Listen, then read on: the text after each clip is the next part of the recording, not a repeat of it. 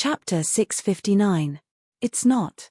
Sai Chuanbai heaved a sigh of relief. The next second, he heard Shui say casually, "It's a hair clip." Sai Chuanbai was confused. What was that? Was it the hair clip that he understood? "It's for Sister Yi." Shui tapped her fingers and sent a few photos to Sai Chuanbai. It was the most popular knitted hair clip with bright colors and cute patterns. "The other kids have one, but Sister Yi has to have one too." Sai Chuanbai looked at the strawberry hair clip, bunny hair clip, and Snow White hair clip and fell silent. "I'll continue. Goodbye." Shui hung up calmly. Sai Chuanbai paused for a few seconds and asked Annan, "Hey, little colorful hair." In the office, Annan was using his laptop to chat with the netizens. His speed and ability to spit out vulgarities was amazing. However, while the netizens were ferocious with their keyboards, the real Annan sucked on a lollipop and let out a cute "ah." Sai Chuanbai told him about Shui knitting the hair clip and showed him the photos. "This thing only costs a few yuan online, right? Do you have to knit it yourself?" Annan said. "This is probably why you can't find a girlfriend." Sai Chuanbai raised his eyebrows. "Oh, don't you think it's sweet?" Annan's tone was angry. "Sugar. It's sugar. Who would be able to resist making something for the person they like?" "Is that so?" Annan clicked on #untimely# and taught Sai Chuanbai how to make sugar. "Come. I'll teach you how to make sugar." "What's the essence of making sugar?" "First, it's eye contact, second, it's conversation, and third, it's details. But the real sugar is when two people are not in the same frame and can make a lot of sugar. We usually call this realm a sugar lover." Sai Chuanbai pushed up his glasses with his fingers and took notes with a serious expression on his face. From time to time, he would make a few notes. In the room with the humidifier on, the water vapor was dense. Sai Chuanbai, who was dressed in a suit and leather shoes, and Annan, who was relaxing and exercising, were very close to each other. After nightfall, it began to rain in the West Continent. The patients who were sent over had all received effective treatment. However, no cure had been found yet. All the experts were at a loss. It was rare for them to have some free time. Sleep had become a luxury that made every second count. Most people went to rest. However, Xiangyi didn't rest. Instead, she sat by the window of the resting room and flipped through the electronic files of the ancient medical book with a focused expression. The electronic file was a photocopy of the picture. There were no punctuation marks, and it was still in traditional Chinese.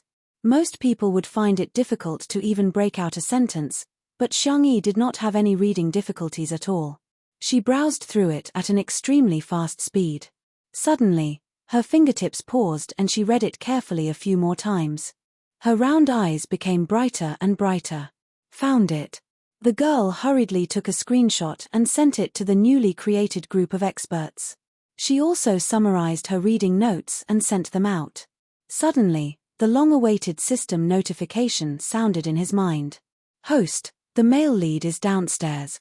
Xiangyi was stunned for 2 seconds. Then, she pulled open the curtains and looked at a thin and tall figure through the pitter-patter of rain and the dark and silent night. Thump, thump, her heartbeat suddenly quickened. Xiangyi was so helpless that her fingertips curled up. Buzz, buzz, buzz, her phone vibrated. She glanced sideways and saw the name on the screen. AAA boyfriend Red Heart. Chapter 660. The video call was connected. After a moment of darkness, Shui's face appeared on the screen. Xiangyi blinked, not knowing what to do. She waved her hand clumsily and said, "Hi." Shui's surroundings were dim. He stood under the street lamp, wearing a dark black sweater, which made his skin look cold and pale. The dim yellow light cast a gentle and clear silhouette on his entire person. Shui said gently, "Hello?" Xiangyi said, "Hello." Shui's eyebrows arched deeper. "Did our sister Yi eat well?" Xiangyi felt a little guilty, but she still said, "Yes, yes." "What did you have for dinner?" Xiangyi couldn't answer. She mumbled, "Oh," and tried to muddle through with her cuteness. I ate a lot at noon. The beef patties are very fragrant. I'll cook them for you when I get back." Shui sighed, but he didn't expose her. He just responded softly. Aren't you cold? The man asked in a low voice. Be careful not to catch a cold. The girl on the screen was only wearing a milky white short-sleeved shirt. It was a loose-fitting version, probably for ease of movement. However, in this rainy summer night, she looked cold and slender. Xiangyi immediately jumped onto the single bed and wrapped the small blanket tightly. I won't be cold like this, Shui said. Sister Yi is so good. Xiangyi shook her little legs. She was praised. Xiangyi was a little nervous at first, but because of Shui's silent comfort, she gradually calmed down. She chatted with Shui for a while. It was obviously nonsense, but inexplicably, she felt very warm and happy. Don't you think we're like an old married couple? Xiangyi played with the small blanket. It seemed that her parents' interactions when she was young were also like this. She didn't know which word pleased Shui, but the man's dark eyes were filled with a smile. He said softly, yes. Xiangyi suddenly reacted. You didn't bring an umbrella? The drizzle soaked Shui's hair. In his mind, the system's voice was bewitching. Host, you can give the male lead an umbrella now. This way, not only can you give him an umbrella, you can also increase his favorability. Xiangyi, oh. The system was overjoyed. Finally. Is this woman finally going to do missions? This is great. The next second, Xiangyi transferred a sum of money to Shui. At the same time, Shui's phone rang with a notification. AAA girlfriend has transferred 1 million yuan to you. Shui, the system, Xiangyi said with a serious face, I can't give you an umbrella. Otherwise, you'll be quarantined when you go back. It would even implicate Li Jianyu and Sister Ruan. Sorry, can you go to the convenience store and buy an umbrella? Or should I order takeout for you? The system was about to vomit blood. No, host, an umbrella isn't that expensive. The girl ignored it. Her delicate porcelain face was flushed. Don't misunderstand. I don't mean to humiliate you with money. I want to give you pocket money, just like what her grandparents and brothers had given her. Her definition of pocket money since she was a child was, because her family loved her, and she was loved. Unfortunately, Xiangyi was the youngest, so she couldn't give others pocket money even if she wanted to. But today, she finally gave it to her boyfriend. Why aren't you saying anything? Xiangyi was a little uneasy. Would this hurt Shui's self-esteem? Was her boyfriend angry? Chapter 661. On the other end of the screen. Shui pulled up his sweater and put on the hood to block out the shadows. His Adam's apple bobbed as unfamiliar emotions surged in his heart. But it was beautiful. Shui had always been a supporter of equal rights between men and women. He wasn't a male chauvinist, so he didn't feel that Xiangyi was insulting him or pitying him by giving him money. He really felt happy. When he was young, his parents lived apart. When he was young, his family changed. To Shui, pocket money was an extremely luxurious thing. But little bunny gave him pocket money, such a gentle, soft, and warm little bunny. If you don't like it, I won't do it again. I'm sorry, it's my first time in a relationship. It's my fault. Can you talk to me? The girl's clear voice came through the phone. Shui finally raised his eyebrows. Those upturned peach blossom eyes seemed to be studded with stars, bright and burning. Thank you, Sister Yi. I'm very happy. Really? Xiangyi breathed a sigh of relief. That's good, that's good. Shui took out a few hair clips from his pocket. After all, it was his first time knitting, so the finished product was a little rough. He touched his nose embarrassedly. Do you like them? The man's joints were slender and well-defined, which contrasted with the hair clips. They're so cute. Did you buy them for me? Yes. The next second. Xiangyi's phone vibrated. It was a message from our Nan. Nan is also eating candy today, Sister Yi. Mr. Sai and I were in the middle of supper when he told me that Shi Ingdi had personally knitted a hair clip for you. Oh, it's too sweet, too sweet. My devil spicy hot and sour noodles have become sweet and spicy tilde. Ah! Those hair clips were knitted for her by Shui. The little deer in her heart seemed to be able to talk and kept pounding non-stop. Xiangyi blinked. Boyfriend, Did you knit these for me?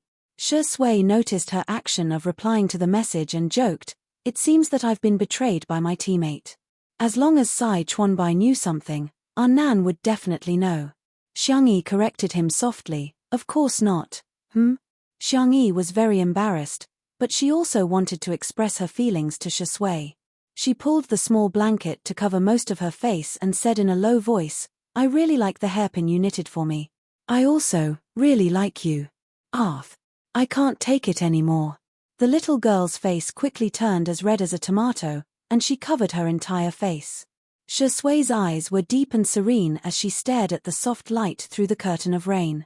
There were countless thoughts of not wanting to be a human in his heart. But he killed them all. I'll continue knitting. I hope Sister Yi can like me a little more. The man's tone was as gentle as jade, and it sounded very affectionate in the middle of the night. Xiang Yi was so shy that her toes curled up. She quietly opened a gap and happened to make eye contact with Shi Sui, who was smiling. Her ancestral arrogance was activated. The little girl's heart softened and she said stubbornly, I'm not looking at you, I just want to see the hairpin. I don't know how it'll look like after I put it on. Shi Sui raised his eyebrows. Then let me help you try it on. Xiang Yi was stunned. Hair. The man looked down and slowly put the little rabbit, strawberry, and snow-white hairpins on his head one by one. He looked up and his thick and long eyelashes fluttered, making him look like a charming demon. Even the surrounding scenery instantly became lively. Are you satisfied? Yi tilde my tilde tilde tilde.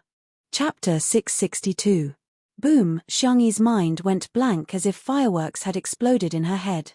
Through the cold electronic equipment, Shi Sui's thin lips curled up and her face instantly heated up. Cough, cough, cough. A few seconds later, Xiang Yi broke out into an earth-shattering coughing fit. She finally calmed down. It's okay. Shi Sui looked disappointed. Sister Yi, do you think the hair clip is ugly, or do you think I'm ugly? It was said that little puppies were the most irresistible when they acted coquettishly. But who would have thought that when a mature, steady, gentle, and handsome man acted coquettishly, it was even more irresistible? No. The hair clip is cute, and so are you. I didn't mean that. No, that's what I meant. You're really cute. Sob. I'm sorry. Xiang Yi was incoherent. She was no longer as calm as she usually was. She even apologized to Shi Sui. Shi Sui raised his hand to touch the hair clip. Its outline was blurred by the light, but it was very gentle. I don't like it when others praise me for being cute. But Sister Yi praised me for being cute, he sighed helplessly and dotingly. What should I do? I'm very happy. Everything related to her in this world was so beautiful. Hearing the man's whispers that sounded like sweet nothings, Xiang Yi's little legs fluttered even more violently. She lay on the bed, leaned her phone against the pillow, rubbed her hot face, and then looked at Shi Sui. She made a heart sign. Shi Sui was slightly stunned. Just as he was about to respond, he heard a beep sound. The video call had been hung up by a shy little bunny. Immediately after, the little girl sent 2 messages. Sad smiley, it's very late. Go back quickly. Remember to buy an umbrella. The top of the screen was still typing. Shi Sui licked his lips and continued to wait. However, the little girl on the other end of the screen edited and deleted many times. Finally, she blushed and sent a few cute emoticons. Sad smiley, I miss you. Old Dai is full of you. JPG, I'm the best friend in the world with you. JPG, I like you. JPG, the last picture was of a little rabbit holding its heart. Below it were 2 big words. Sad smiley chirp tilde. In the rainy summer night, the man stroked the screen with his slender fingers for a long time before leaving. 10 days later. Early in the morning news broke out with exciting news. A treatment plan for this epidemic had been developed. All of a sudden, everyone was sharing this joy on all the major social media platforms. But inexplicably, a lot of doubtful comments appeared on the internet. How can it be so fast? The vaccine research still needs a few more months. Can it be cured just like that?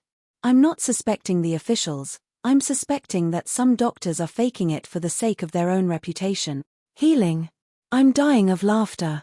As far as I know, All the patients currently rely on strengthening the body's immune system to heal themselves. This so-called treatment plan can't be bragging about only having a little effect, right? Hee, who knows if it'll work or not? Perhaps there would be no effect at all. Similar epidemics had happened in other countries before. Their medical standards were top-notch, but it took them several years to come up with a treatment plan. Since when can our medical standards be compared to those of other countries? At the same time, the morning news showed the list of people who had proposed a treatment plan. Xiang Yi's name was at the top. Chapter 663. The netizens who saw the news were dumbfounded. According to normal logic, being ranked first meant that she had made the greatest contribution. There are so many highly respected medical bigwigs standing aside, and yet, a young girl is ranked first? Does that make sense? Many netizens' comments were soon filled with arrogance and prejudice as they began to criticize. These experts have no bottom line. They may take in disciples, but how can they mess around with the rankings? I have a bold guess that Xiang Yi's grandfather colluded with those experts to pave the way for his granddaughter's future. TSK, it might not be so disgusting if they did it slowly, but it's so direct. It's like a sugar daddy in the entertainment industry trying to groom a female artist. What's the difference between this and academic fraud? It's not her own thesis but under her own name. She didn't contribute at all, and yet she's still the author. How disgusting. Be careful, the higher you stand, the harder you fall. After all, it's lonely at the top. If you misbehave, you'll fail sooner or later. The voices of doubt were all over the place. Even the passers-by who had a good impression of Xiang Yi were shaken. After all, the good doctors they met in life were all older. How many young doctors were reliable? What more a young female doctor? Besides, she was only in her early 20s.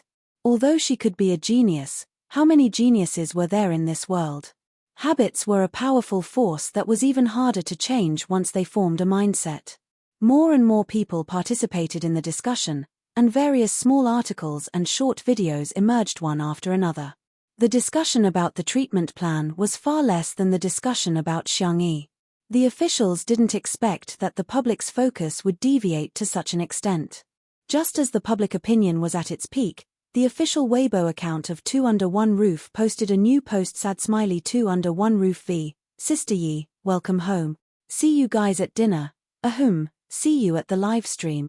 The accompanying picture was of a black car parked at the gate of Little Rabbit Farm, and a young girl alighting from the car with a backpack on her back.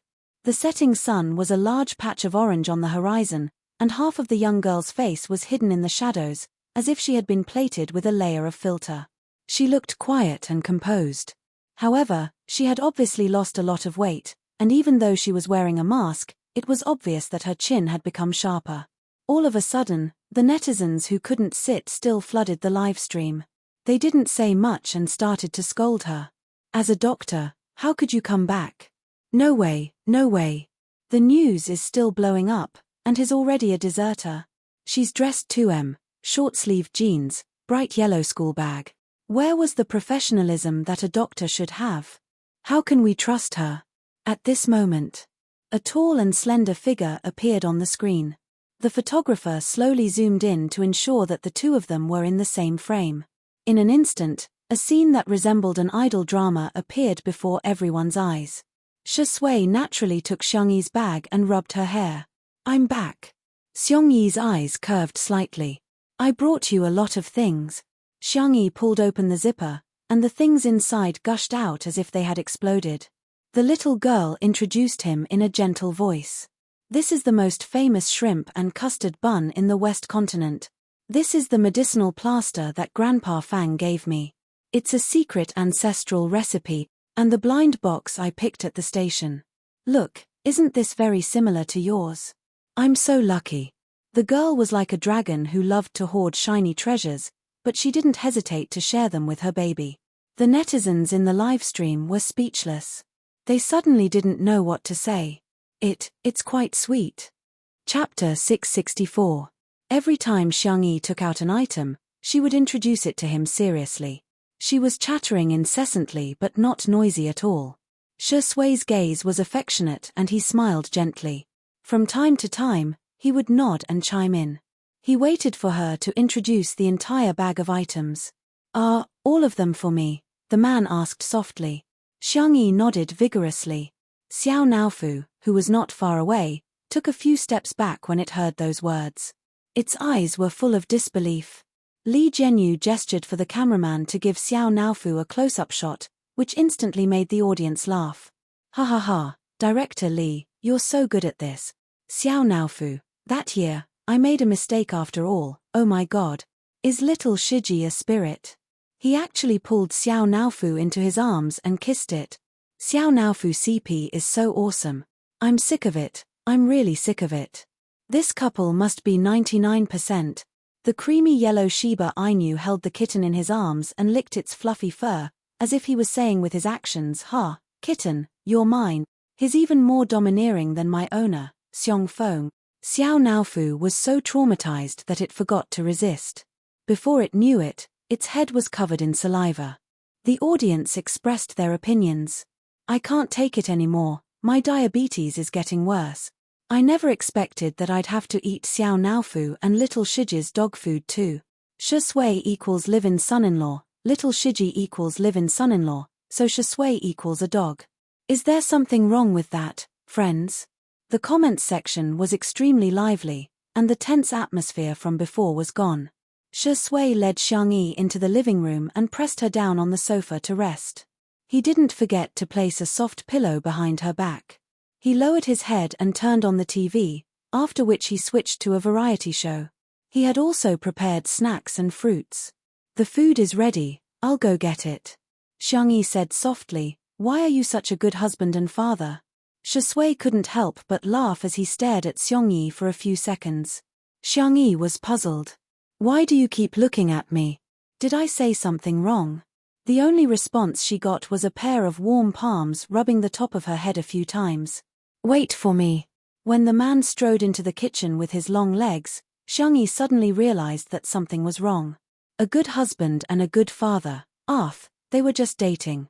What nonsense was she spouting? The untimely CP fans in the livestream all smiled at the same time. "Shi Sui, thank you, Sister Yi. I will try my best to be a good husband and a good father." Cute, cute. Am I the only one who thinks that Shengdi's "wait for me" is a double entendre? The first meaning is, "wait for me to bring you food" tilde. The second meaning is, "wait for me to become your husband" tilde. Ha ha ha, quickly cover Xiao Naofu's eyes, we kittens can't watch this. However, it was too late. Xiao Naofu suffered another blow, and his heart was like dead ashes. "This stupid woman doesn't have me in her heart." Xiao Naofu lay on the ground, paralyzed like a cat biscuit with its paws spread out like a crippled cat. Little Shiji anxiously circled around it, but no matter how much it licked its fur, Xiao Naofu remained indifferent. Until, a sweet and soft voice rang out softly. "Xiao Naofu, look what this is." Dang dang dang, Xiao Naofu. "Ha, no matter what this stupid woman takes out, I won't forgive her." In the next second, Xiang Yi pulled over an oversized suitcase that was countless times larger than her backpack. Xiao Naofu, meow meow meow. Chapter 665. Are these? Xiao Naofu tried to suppress the excitement in its heart. Xiang Yi opened the box, and as expected, it was full of things for Xiao Naofu. Canned cat food, cat snacks, cat toys. There was even a compilation CD of cartoons for kittens to watch. The audience was dumbfounded. Is this the legendary cat cartoon? You'll have to pay for the homophonic joke. Ha ha ha, Xiao Naofu's reaction is so funny. It went from lying down to wagging its tail. "Baby, don't forget that you're a kitten. Why are you learning from little Shiji and Shi Sui? Do you like it?" Xiang Yi asked with a smile while kneeling on the tatami. Xiao Naofu's eyes were glistening, and it couldn't help but scratch the toys with its paws. However, it was still acting very arrogant. Meow tilde, FMPH, it's just SOSO. Xiang Yi put a golden bell on it, which made a crisp sound when she fiddled with it with her slender fingers. Xiao Naofu, meow. I don't want to wear this. This is the big tiger's favorite bell tilde meow. Meow. Really? I want to wear it. Shi Sui came out with some food on a wooden tray, only to see that Lin Yiqian was coaxing the kitten. The corners of his lips curled into a smile. This is for our little Shiji. Xiang Yi took out another red bell and put it on little Shiji's neck. Little Shiji nudged Xiao Naofu merrily. Woof. Xiao Naofu had a look of disdain. This silly dog is so annoying. Okay, now you guys are pretending to be brothers. Xiang Yi was extremely satisfied and picked up her cell phone to take photos of the cat and dog. Both of them were very photogenic and looked good in all the photos. Xiao Naofu couldn't be bothered to pose and was cold and arrogant throughout. Little Shiji, on the other hand, was kissing, hugging, and licking it. It was a real bootlicker. The comments in the livestream, "I'm willing to exchange 5 kilograms of fat for Xiao Naofu's soul. What do you mean by pretending to be brothers? They're obviously a couple. I'm so jealous. Even kittens get kisses. I'm already in my 20s, but I'm still dating my mother." Xiang Yi took out a DVD player and put the disc in. The TV began to play a cartoon. Xiao Naofu and little Shiji squatted in front of the coffee table and watched with great interest. Since there were no guests, Xiang Yi and Shui didn't pay much attention to the table and sat down to eat. The dinner that Shui made was very simple. Millet yam porridge, boiled vegetables, custard buns, and shrimp dumplings. Xiang Yi tasted them one by one. "How does it taste?" Shui looked calm, but she was actually a little nervous. Xiang Yi looked at him seriously and gave him 2 thumbs up. "Excellent. Our Shui is the god of cooking, the genius of cooking, and the king of home-cooked dishes. There was no one who didn't love bootlicking. There was no one who didn't love the flattery of the person they liked." Shui lowered her long eyelashes to hide the look in her eyes, but she couldn't hide the smile at the corner of her mouth. Countless people in front of the screen were overwhelmed by her sweetness and almost forgot to question Xiang Yi at the beginning. However, after the meal, Shui put the cutlery into the dishwasher while Xiang Yi cooked some medicinal cuisine in a casserole pot. Steam rose from the pot, and the bitterness of the Chinese medicine mixed with the aroma of the ingredients wafted into everyone's noses. Li Jianyu sniffed and asked curiously, "Sister Yi, what are you cooking?" "A medicinal cuisine to prevent viruses." Xiang Yi looked at the camera and asked, "Do you guys want it? I can post it on Weibo." As soon as he said this, he stirred up 1,000 waves. Chapter 666. The comments in the livestream were quickly polarized. "So amazing. Yes, yes, yes. What kind of god is Sister Yi? How can she do this? Haha." Even foreign experts said that they were at a loss after seeing the results of the experiment. The development of a vaccine is still a long way off. How can you have the cheek to say that it can prevent viruses? Let me tell you a joke. There is a foreign doctor who uses cow urine to cure all diseases. Let me tell you another joke. There is a Chinese doctor who claims that he can prevent viruses by boiling soup. It's just a small conspiracy theory. Don't tell me she's colluding with a Chinese herbal medicine company to make a profit. The conflicting viewpoints instantly clashed. There were those who supported Xiang Yi and those who criticized Xiang Yi. Neither side was willing to give in to the other. All of a sudden, the comment section was filled with a foul atmosphere that was unbearable to look at. Xiang Yi seemed to have expected such an outcome. She said calmly, everyone, just treat this medicinal cuisine as a simple supplement. I've made some adjustments and it tastes okay." The girl's slender and soft fingers tapped gently and she posted the medicinal cuisine recipe that she had sorted out on Weibo. There were detailed instructions on how to choose the ingredients, choose the pots, add the herbs in the order, the time and state of the boiling process, and so on. Everything was perfect. Some people followed the recipe, some scoffed, some mocked, and some even posted the recipe on foreign social media platforms in order to gain popularity. The title was very eye-catching. "Oh my god. This is a stupid treatment method from the East." That person exaggerated the name of Chinese medicine and completely misinterpreted the meaning of Xiang Yi's recipe. It was as if the translation of husband and wife lung slice was slicing the lungs of the husband and wife. The foreigners who didn't know the truth were confused when they saw the prescription. "Oh my god. This is so backward. This isn't treating a disease, it's killing people. Unbelievable. Is China still a primitive society? How can they still believe that boiling water with grass and twigs can cure diseases? Why don't they believe in science? Don't they believe in Western medicine? Western medicine is the greatest and most sacred knowledge in this world. After Xiangyi's recipe went viral overseas, the netizens brought it back to Weibo to gossip. When the netizens saw these comments, they were immediately filled with righteous indignation and criticized Xiangyi for bringing shame to traditional Chinese medicine. Some even criticized Xiangyi for tarnishing the reputation of Hua Nation's medical community. The years of hard work of countless seniors in our country's medical field have all been destroyed. Medicinal cuisine to prevent viruses? That's absurd.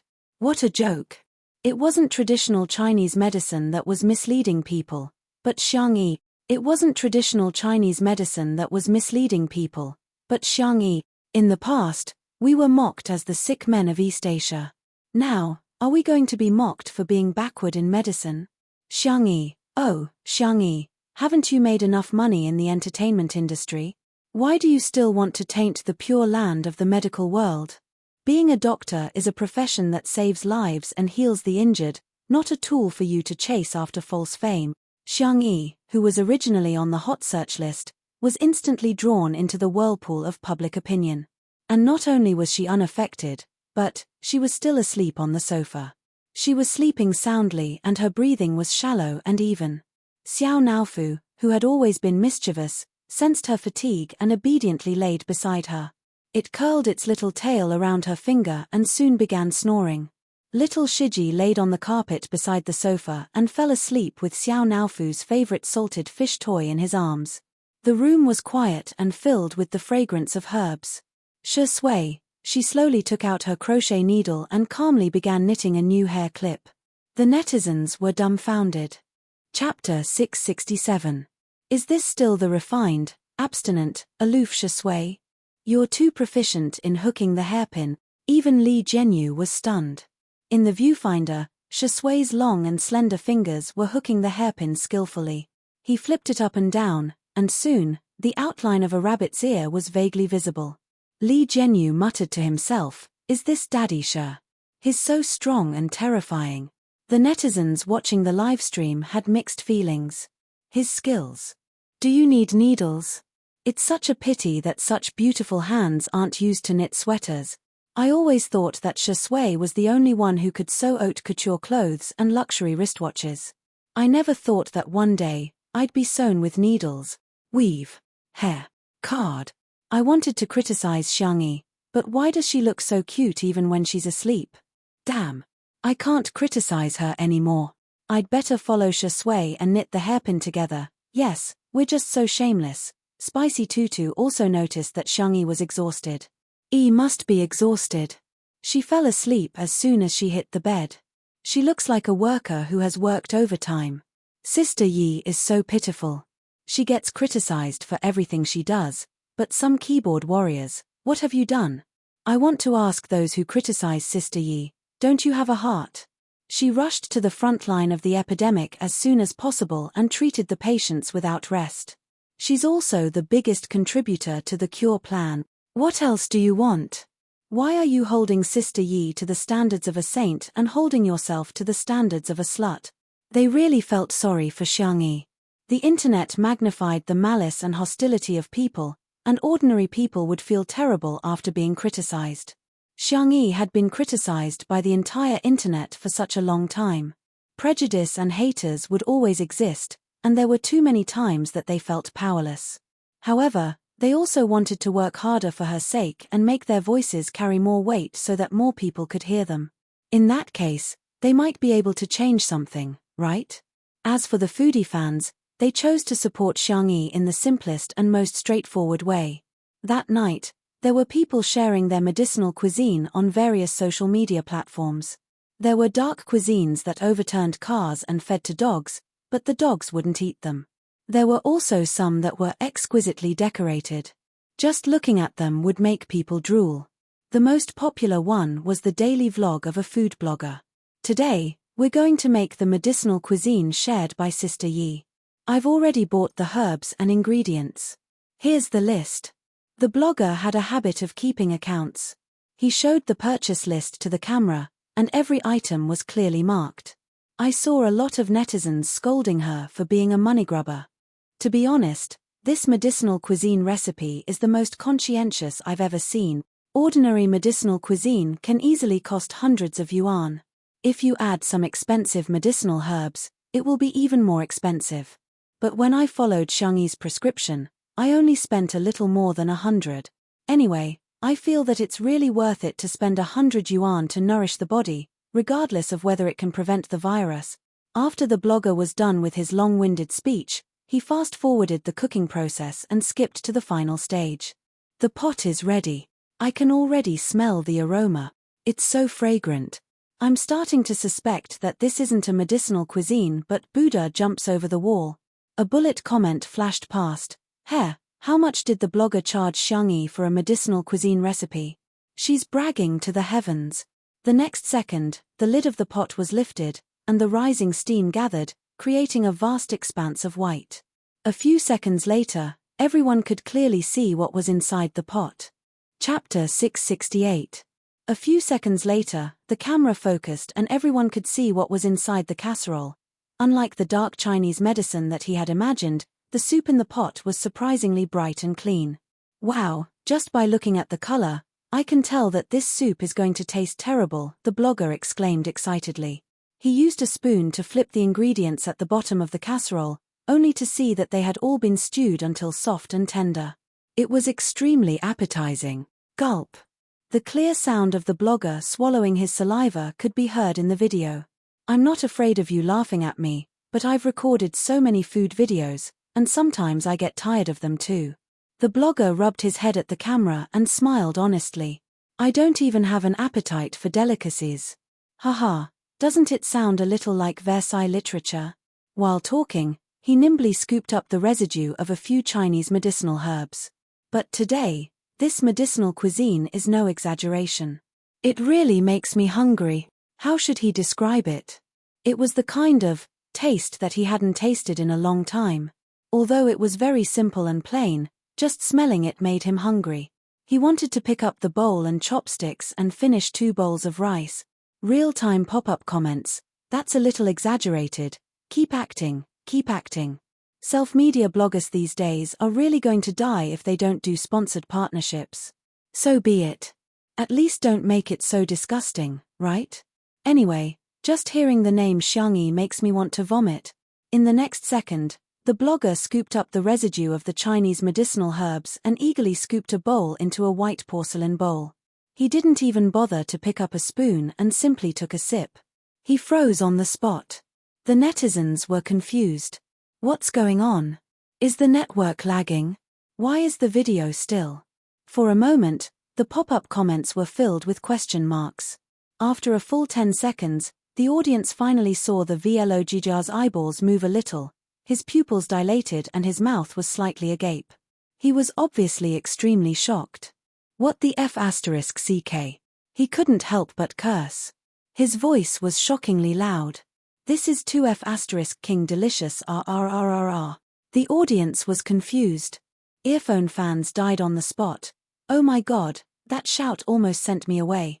You don't even need to think to know that it's all an act. Come on, does it matter if you haven't drunk it before? It tastes no different from poison, right? But looking at her expression, it really doesn't look like she's acting. And I'm hungry from watching the video QAQ. I've already ordered an abalone pork belly chicken soup delivery. Really, I'm not lying to you. If I lied to you, I'll cut off my penis to atone for my sins. The blogger was extremely intoxicated. He held the bowl and gulped it down in one gulp. Even though the heat made him grimace in pain, he was still grinning from ear to ear. Thus, the scene became rather strange. The man was so hot that his mouth and eyes were crooked, and his facial features were distorted, but he was still laughing wildly, as if he was having a seizure. It was the kind that could scare children to tears at any moment.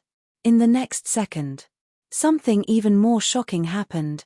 Blogger, friends in front of the screen, cheers. He actually picked up the clay pot and gulped it down. Sure, the originally sparse bullet screen suddenly became densely packed. Young hero, you have such strong arms. Is this the legendary heartless Iron Mouth? Big brother, You're just doing sponsored partnerships to clear your name. You don't have to work so hard. Are you trying to torture him or something? That night, a creepy video began to circulate all over the internet. It was called, Contemporary Food Blogger Rewarded for Bewitching Behavior. Chapter 669. Countless curious netizens clicked on the video, only to see an impactful scene. Viewers and friends, I'll drink first. Immediately afterward, the food blogger picked up the casserole pot and gulped it down.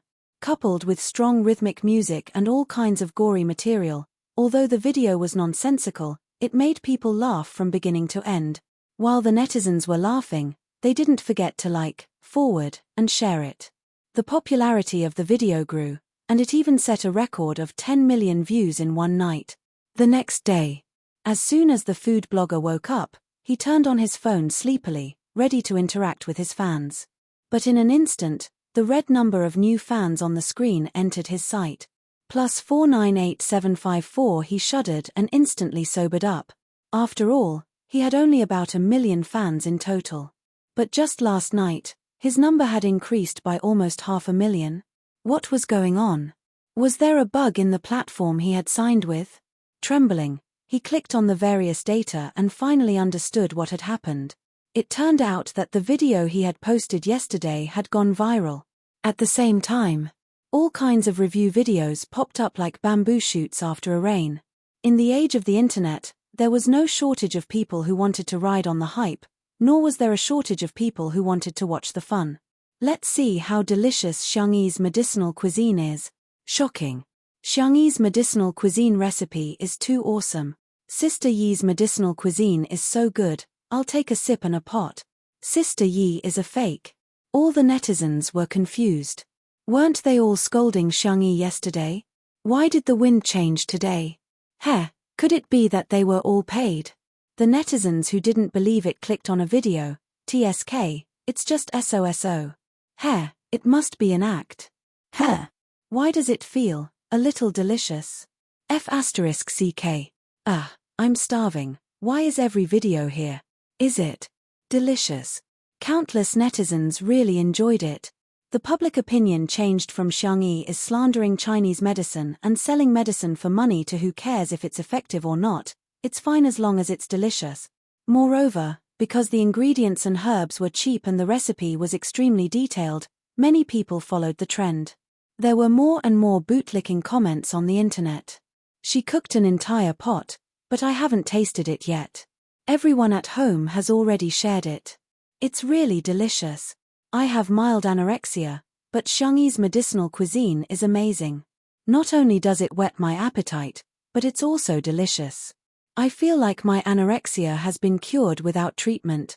I don't know if it's because of psychological reasons, but after Grandma stewed a pot of it last night, she said she felt much better after drinking it this morning. She was coughing a little at first, but it's completely stopped now. The manner. Li Jianyu scrolled through Weibo in a daze. There was a flood of good reviews. Those who praised Sister Yi simply couldn't wait to praise her and her medicinal cuisine. Sister Yi can't really have some kind of miraculous magic, can she? He muttered to himself in a daze. Ruan Qing held a cup of coffee and smiled like a flower. Some people's light can't be blocked. Because Sister Yi was destined to shine brightly, destined to shine brightly. No matter how many people with ulterior motives wanted to drag her into the endless abyss, it would be meaningless. But that medicinal cuisine seems to be really useful. Last night, Sister Yi fell asleep and Dadsha gave me a bowl. My waist doesn't ache anymore, my legs don't hurt anymore, and my breathing is especially smooth. Li Jianyu teased. Seems like this medicine is quite effective as a placebo. Medically speaking, placebos had no therapeutic effect. Chapter 670. It was just a form of comfort and could be called a fake medicine. Li Jianyu naturally believed in Xiangyi's medical skills. The fact that a pot of medicinal cuisine could prevent the virus was beyond his knowledge since he was a child. In his opinion, one had to take medicine, get injections, or be put on an intravenous drip. Ruan Qing took a sip of coffee and said leisurely, I think this medicinal cuisine is indeed effective. No way, honey, this doesn't make sense at all. Who are you calling your wife? Ruan Qing raised her eyebrows. Li Jianyu immediately chickened out.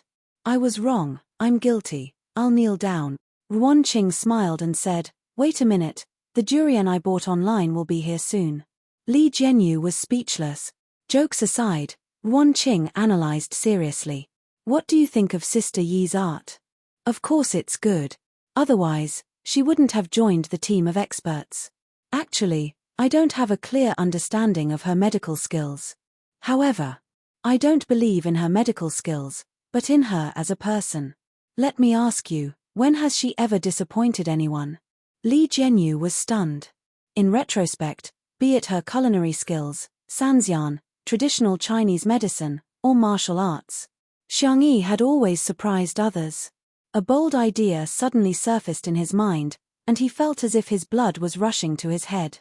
Can this medicinal cuisine really prevent the virus? Wouldn't that be at least 1 or 2 years ahead of vaccines? If that's true, Li Jianyu didn't dare to think further. Xiang Yi had a long sleep. She didn't even go for her morning exercise. She only woke up when it was almost noon. As soon as she went out, she saw Shui playing with Xiao Naofu and little Shiji in the courtyard. The game was very simple. Shui raised his hand and threw a tennis ball, while little Shiji bounced around to pick it up. The variable was Xiao Naofu. The kitten's legs were short and fat. It wanted to play the game, but its stamina couldn't keep up.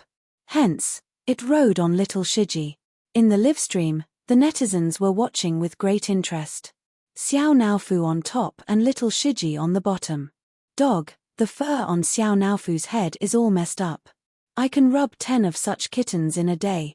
Shi Ingdi looks so handsome even when he's throwing a ball. The child in my stomach is about to have a new father. Hearing footsteps, Shui turned around. The girl was wearing furry home clothes. Perhaps because she had just woken up, she looked a little confused. Did you sleep well? He asked gently. Xiang Yi nodded. I've finally made up for it. During this period of time, the little girl was indeed exhausted. There were a few days when she almost didn't sleep or rest. Even her iron body couldn't take it. Shui, what's next?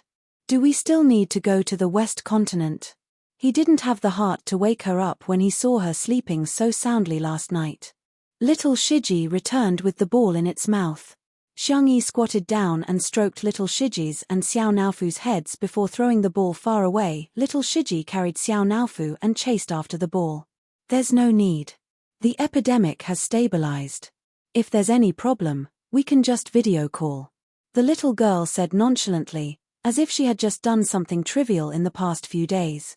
Hearing the girl's calm tone, someone in the livestream retorted. I think she might have been kicked out of the team of experts because she's not competent enough. Foreign experts have said that if this epidemic occurs overseas, the medical system will collapse.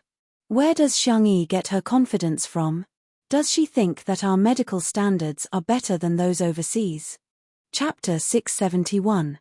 To be honest, all the experts are still fighting in the West Continent. You, the youngest one, came back just like that.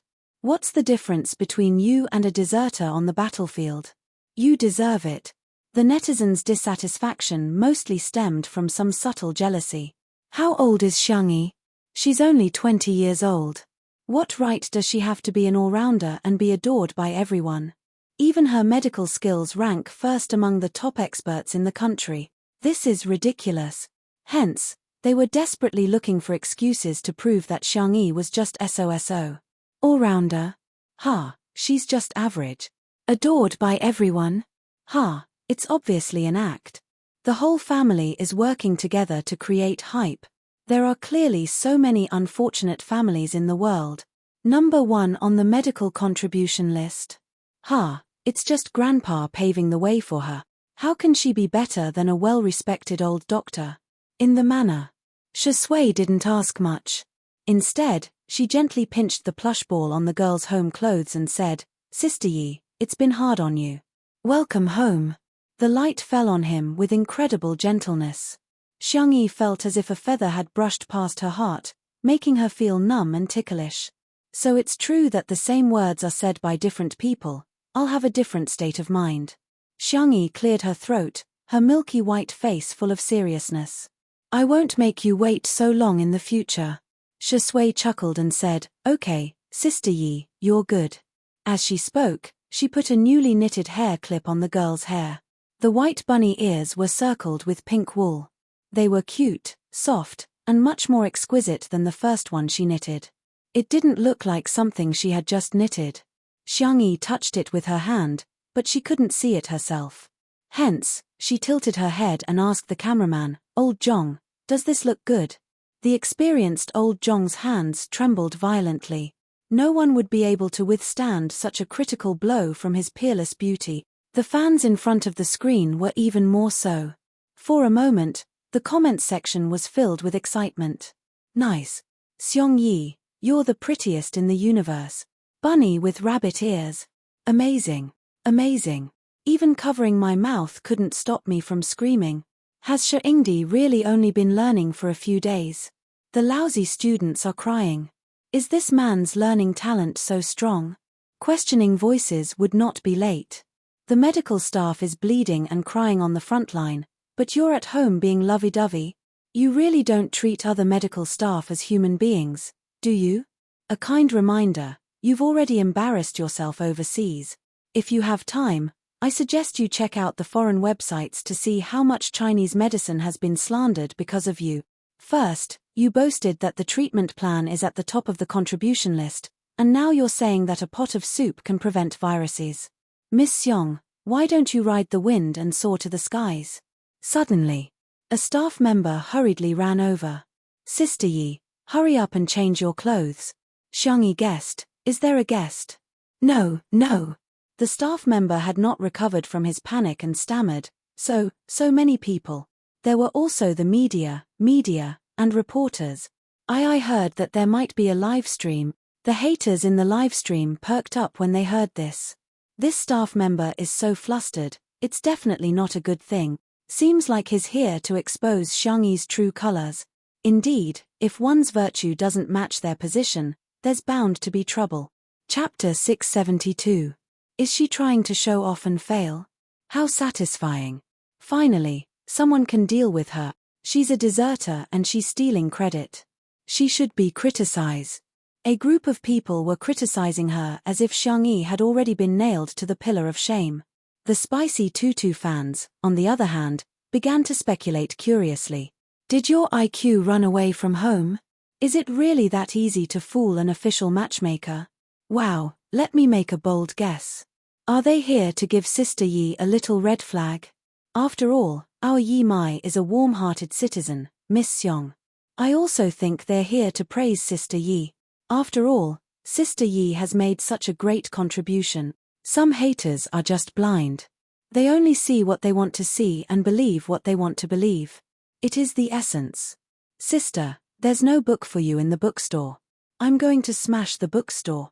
Li Jianyu was also a little confused and worried that something bad would happen. Just as he was about to go talk to them himself, Xiangyi casually tied her hair into a bun and said calmly, Don't panic, I'll go take a look. The staff member asked, Her? Why am I being comforted by Sister Yi? Is there something wrong? Shui said, I'll go with you. Hence, the two of them walked leisurely towards the main entrance like an old couple taking a stroll. Everyone at the scene was speechless. The netizens watching the live stream were also speechless. Both of them had excellent body proportions, and from the back, they looked like big shots. Also, so sweet, so sweet. The feeling of facing everything together, no matter what the road ahead was really heart-wrenching. At the main entrance, Ouyuyu Fujimoto climbed up the black iron gate. Through the fence, he could vaguely see the cars and people gathered outside. The door opened automatically. Hearing the sound, the reporters outside quickly set up their cameras as if they were on a battlefield. Their movements were neat and uniform, and all of them were aimed at Xiangyi. Li Jianyu and the others, who were following behind, saw this scene and were a little confused. Li Jianyu was in a trance. Why do I feel like Daddy Sha is outdated? In the live stream, Sister Shui made fun of herself. Be more confident, get rid of your feelings. After all, our Shui is a gigolo. Seeing that Shui is finally living off a woman, his old mother shed tears of relief. the other netizens were speechless. What's going on? Other than Spicy Tutu, was there another Shui sister among the abnormal fans in the fan circle? For a moment, I don't know if you guys are real fans or not. But soon, everyone's attention was attracted by the reporter's voice. Sister Yi, look at how thin you've become. I smell the aroma. Sister Yi, I have a colleague who wants to try your cooking. Bah.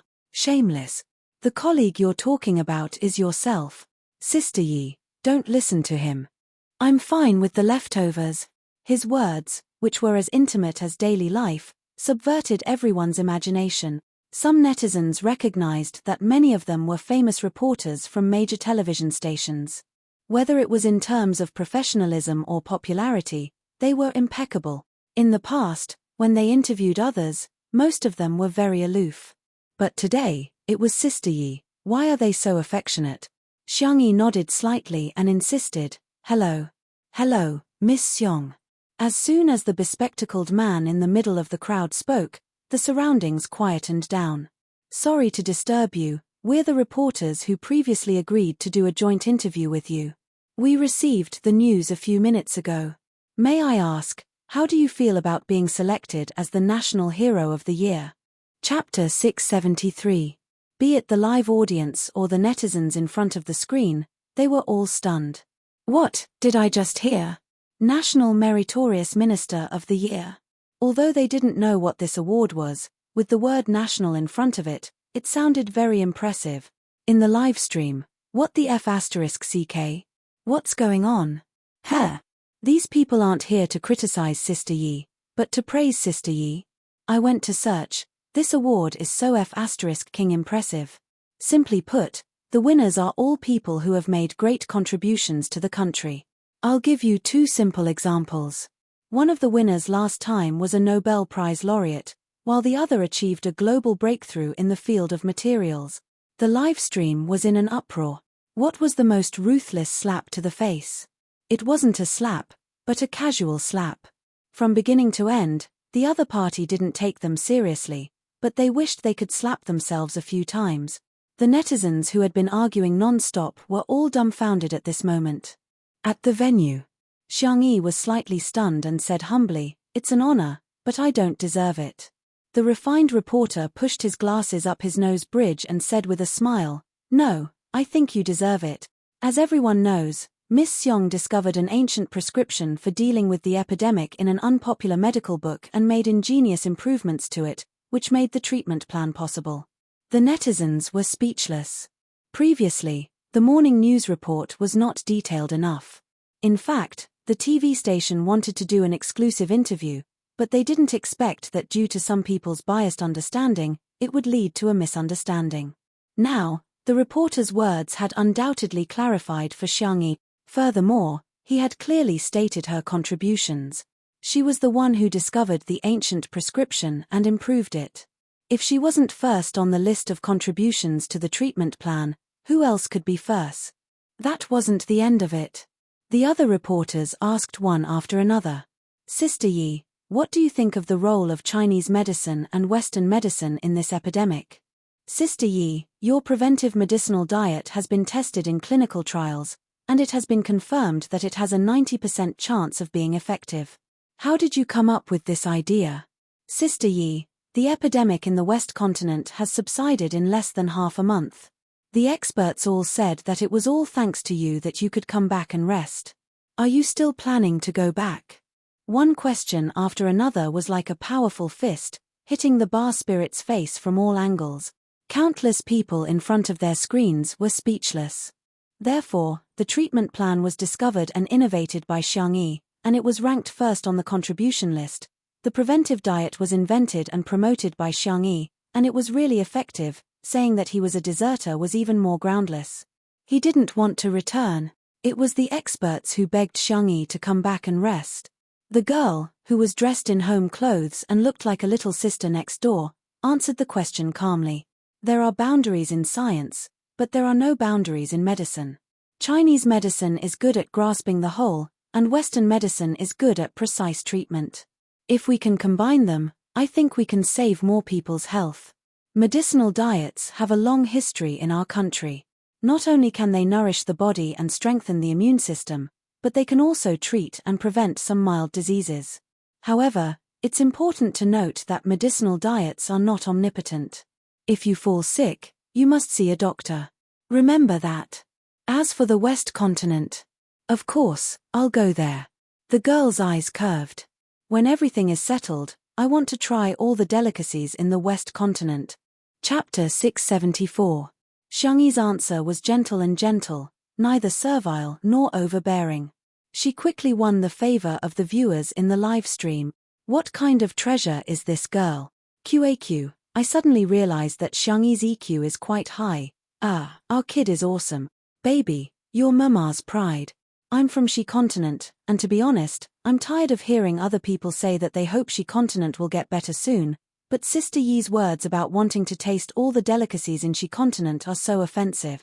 At the same time, the official livestream was also in progress. Dressed in pink and white home clothes and wearing a knitted tutu earring hairpin, Xiangyi was extremely adorable to the viewers, be it when she answered the interview seriously or when she smiled. We all know that Miss Xiong has posted the recipe for the medicinal cuisine on Weibo, but the audience on Weibo may be young people. I hope that through this interview, Sister Yi can publicize the recipe again so that more elderly people can benefit from it. Xiangyi nodded solemnly. You're right. Nowadays, the internet was developing rapidly, but the elderly seemed to have been abandoned by the times. Many elderly people didn't know how to pay with their mobile phones, use navigation software, or even use WeChat. Not to mention browsing Weibo and recording recipes. Other media outlets also recorded the interview with cameras and voice recorders, so as to create the widest influence possible through more channels. After all, that was what the media should be doing. Under the expectant gazes of the crowd, Xiangyi cleared her throat and slowly said in a voice that was several times louder than before. Uncle, Auntie, Grandpa, Grandma, can you hear me? The livestream viewers, earphone fans died on the spot. Xiangyi is toxic, why is she shouting? My ears are hurting. Those in front, you have hands and feet, can't you turn down the volume yourself? Sister Yi is obviously afraid that some elderly people won't know how to turn down the volume and won't be able to hear her clearly. No one said anything else. Instead, in many families across the country, gray-haired elderly people responded to Xiangyi. Okay, I heard her. I heard her. I heard her. This girl's voice is really loud. It sounds good. The little girl deliberately slowed down her speech and was extremely patient. She explained every ingredient and medicinal herb clearly. The reporters felt her kindness and all of them laughed silently. The official TV station also made an exception and extended the broadcast time for her. The channel was cold, but the people behind the channel could feel the warmth. Sometimes, exceptions were needed. After Xiangyi finished speaking, she repeated it briefly and asked loudly, do you remember it? In the live stream, the hostility was gone. Instead, it was replaced by positive comments. Remember. Please praise me. Ha ha ha ha, my grandma is listening so seriously. She even wrote it down in a notebook. In the past, I didn't realize that my father had a hearing problem.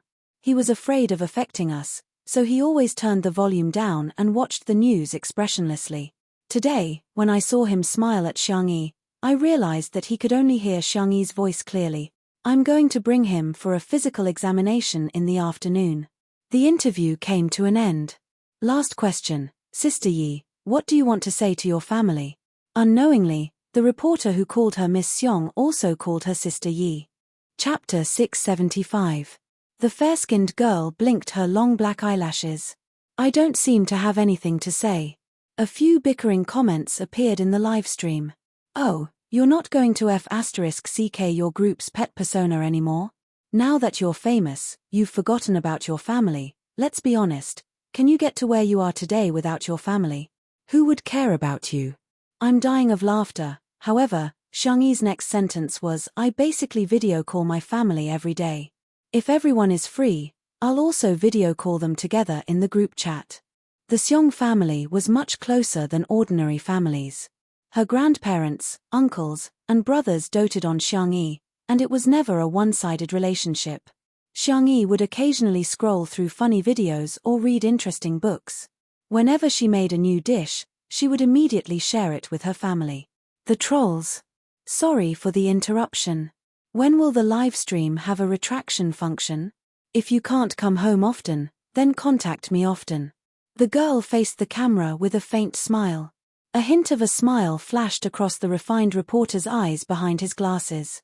He suddenly understood the reason why those experts doted on her. Which elder wouldn't love a gentle and sensible girl like her? Then that's it for the interview. He was about to end the process when the girl suddenly said, "But I have something to say to him."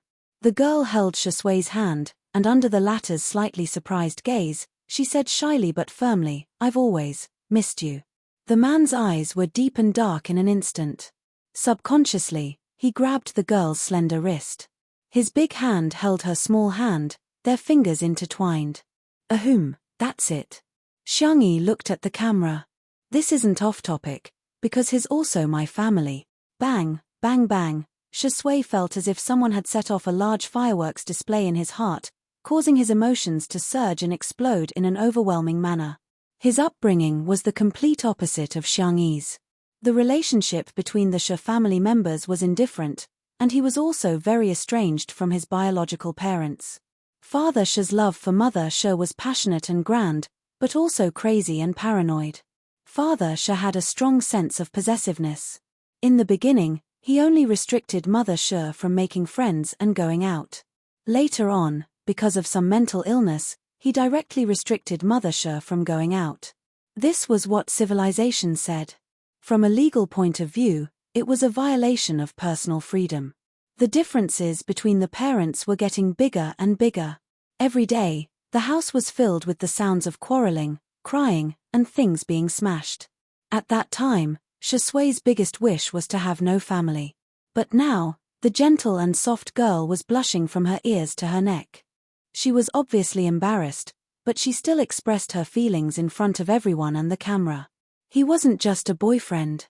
It was his family. For the first time, Shusui felt the beauty of this word. Yes. He responded in a low voice. His voice was hoarse and mixed with some inexplicable emotions. He was clearly happy. I miss you too. All the reporters, who would have thought that such a positive interview still couldn't escape the fate of being eaten dog food? Okay, thank you Sister Yi for accepting our interview.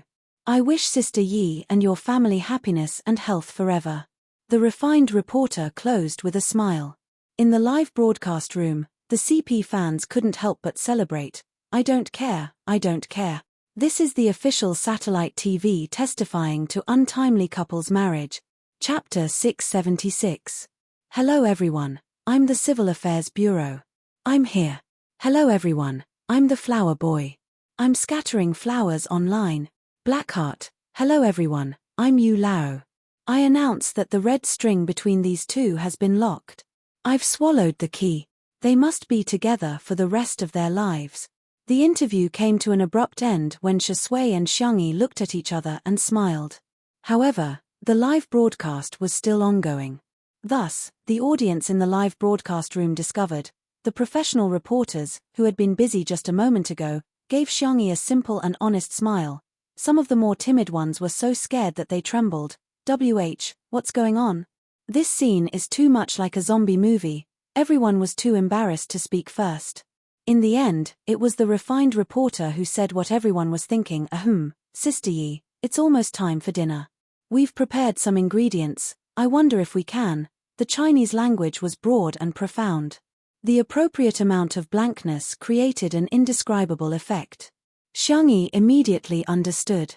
Everyone has worked hard. Why don't you stay for a meal? The atmosphere suddenly became familiar and cheerful. Okay, thank you, Sister Yi. Sister Yi, don't worry, I'll definitely only eat one bowl of rice. Oh, I'm so embarrassed. Sister Yi, I'll help you feed the pigs. What are you doing? Snatch the job. Let me tell you, I'll make it clear. I'll fight anyone who tries to snatch the job from me. The netizens, fine, they were used to it. Sister Yi's routine was over. The refined reporter smiled and said, thank you for your hospitality then. The group entered the manor. Even though many people had watched the live broadcast, They were still shocked by the picturesque scenery of the countryside. There was a glass greenhouse, a large vegetable field, chickens, ducks, pigs, and geese, as well as a small rabbit farm in the distance. It was simply a place where the gods live. The group of reporters rolled up their sleeves and rolled up their trousers, working very smoothly. The large yard became lively. The reporters had brought a lot of ingredients. After some thought, Xiangyi moved the barbecue grill that she hadn't used in a long time to the yard and began to process the ingredients. The meat was marinated with eggs, starch, salt, oyster sauce, and so on. She also specially marinated spicy and pickled pepper. Shrimp paste, chopped, mixed with cooking wine, egg white, bean powder, and a small amount of white sugar. The vegetables were washed and neatly arranged in white or wooden utensils to form a harmonious color. In addition, he took a 9-grid electric hot pot and skewered the fresh hand-beaten beef balls, fish balls, kelp, tofu, and other wooden skewers delivered by Little Rabbit Farm in the morning. After adjusting the taste of the soup base, it instantly defeated the odor from the convenience store. The fragrance filled the air, and not long after, the sound of saliva being swallowed could be heard everywhere. Woo-woo, this is too fragrant. I can't stop drooling. Is this how Sister Yi cooking? It's terrifying. The little girls she thinking thought she's down. The refined reporter asked curiously, Sister Yi, what's troubling you? Why don't you tell us? We can help you think of a solution. 3 cobblers are better than zhuge liang, not to mention there were so many of them. I'm thinking about what to make for the main dish. After a pause, the girl's gaze fell on the chicken coop. I've already thought of it. It's just those chickens. I think they have low blood sugar. The refined reporter, Xiangyi said sadly, looks like I'll have to add more sugar when I fry them. The refined reporter. Chapter 677. The audience's reaction was exactly the same as that of the refined reporters. Little kid, are you as confused as I am? Chicken, oh. Are you listening? Speak. Adding sugar while frying is okay. Sister Yi, are you trying to make me laugh to death so you can inherit my summer homework? The bullet screen was filled with heartache for the chicken. Xiangyi caught the chicken at lightning speed. The scene of killing the chicken was too gory, so the cameraman didn't film it. By the time the shot was taken again, the chickens were already in a row and lying cleanly on the chopping board. The situation immediately changed. Chicken bro, have a safe journey. Candle. A family should be neat and tidy. Dog head, so cruel. Sister Yi, can you send me a copy when you're done? I'm different. Sister Yi, tell me where your house is. I can send myself over for a meal. In the kitchen. Xiangyi was going to make rock and roll fried chicken today. This dish is very simple to cook. Everyone can try it. Xiangyi heated up the oil in the pot while interacting with the audience. After the oil was heated, she first added ginger slices and stir-fried them until they were fragrant. Then, she added the peppercorns to make the sauce smell. Finally, she added the small pieces of chicken. The soul of the rock and roll fried chicken sweet sauce was naturally indispensable. The girl's movements were neat, and her slender body had great explosive power. From time to time, she would toss the ladle. The audience cheered, I can do it. After stir-frying the chicken until the water evaporated, she added bone broth to the pot, brought it to a boil, and simmered it over low heat. Finally, she added green pepper, small pepper, onion, and rock sugar to add a rich spiciness and freshness. After stir-frying it evenly, it was ready to serve. In the yard, the reporters had already eaten barbecue and oden. Xiangyi's special sauce was unanimously praised. This chili powder is amazing. It's worthy of being a super chili cultivated by a scientific research institute. Sister Yi actually knows how to make sauce. God, is there anything she can't do? The oden is 10,000 times better than the ones I buy at the convenience store. The meatballs are so fresh. Sure enough, the most high-end ingredients only require the simplest cooking techniques. Everyone couldn't stop praising her. They couldn't wait to write an 800-word press release to prove how delicious Xiangyi's condiments and meatballs were. Until, a strong fragrance drifted along with the wind to the tip of everyone's nose. The actions of the group of people were like copy and paste, and they all turned to the source of the fragrance. He saw Xiangyi walking out of the kitchen with a big basin. Someone in the livestream commented, "She's a guest, isn't it a little inappropriate to put her in a basin? You should at least put it on a plate." This comment was quickly rebutted. "Watch if you want, get lost if you don't. Do you know why Xiao Ming's grandmother can live to the age of 80? Because his grandmother never meddles in other people's business. It must have been hard for you to grow up to this age. It's a miracle that you haven't been beaten to death after so long." This wave of attacks from the foodie fans instantly shut down the haters. Most of the time, foodie fans were very passive, but there was one exception. It was mealtime. Arguing at such a time was even more infuriating than throwing away their milk tea or throwing away their fried chicken. At this time, the young girl's clear and sweet voice, like the sound of nature, clearly passed into everyone's ears. The rock and roll fried chicken is here tilde in an instant. Countless people in front of the screen, like swordsmen drawing their swords, solemnly they pulled out their chopstick. Chapter 678. The camera zoomed in on the steaming hot rock fried chicken in the pot. The chicken was tender and fragrant. The broth was thick and the fried chicken was bright red, matching the color of the onions and green peppers. A thin layer of white sesame seeds was sprinkled on top. Just one look was enough to whet one's appetite. There was nothing fancy about it. There were only 3 words to describe it: fragrant, hungry, gluttonous, gulp. In front of the screen, many people had already begun to swallow their saliva. The reporters in the courtyard weren't any better as their eyes were glued to the dish. "The main dishes are rice and stewed noodles," Xiangyi added. "The stewed noodles can be eaten like the big plate chicken and mixed with the broth at the end." Recalling the way to eat the big plate chicken, everyone felt that the deliciousness of this rock-fried chicken had risen to another level. The refined reporter had the most experience. He said, "Everyone, let's dig in." The group of reporters, like hungry wolves, picked up their chopsticks and picked up the chicken pieces. The most important feeling when the chicken was in the mouth was its tenderness. The faint fragrance of the sauce wrapped around the chicken. It was slightly sweet in the mouth, but the aftertaste was rich with layers of salty and spicy. The broth had completely soaked into the meat, and with one bite, it felt like the juices were about to burst. Paired with the steamed rice, it was no exaggeration to say that half a bowl of rice would be no problem with a mouthful of fried chicken. Paired with a glass of cold beer or cola, it was as if the depths of one's soul began to tremble. Strangely, no one at the table spoke. The only thing the audience could hear was the sound of food being chewed. F***ck.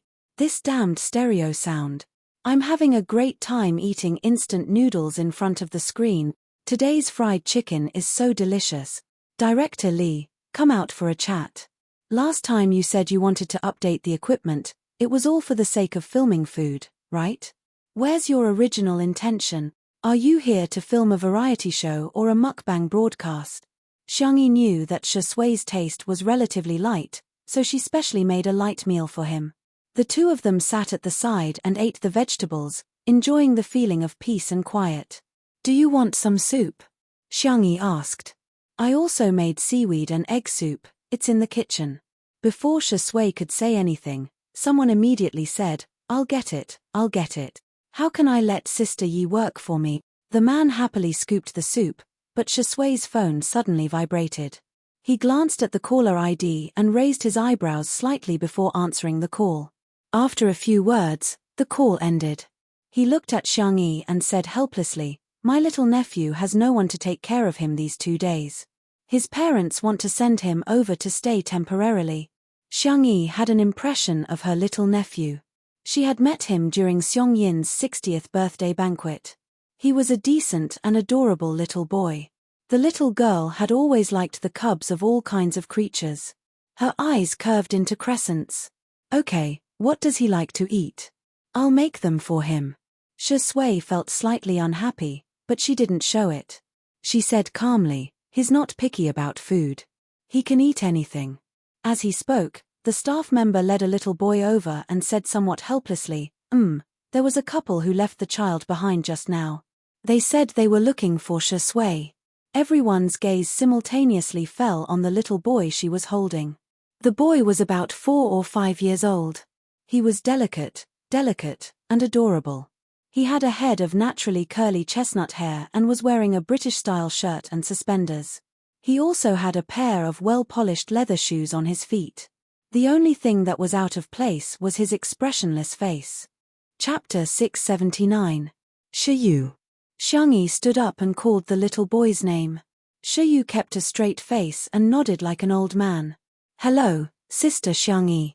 Xiangyi said, "Wow, you still remember me." It had been a few months since she had transmigrated to the past when she met Shiyu.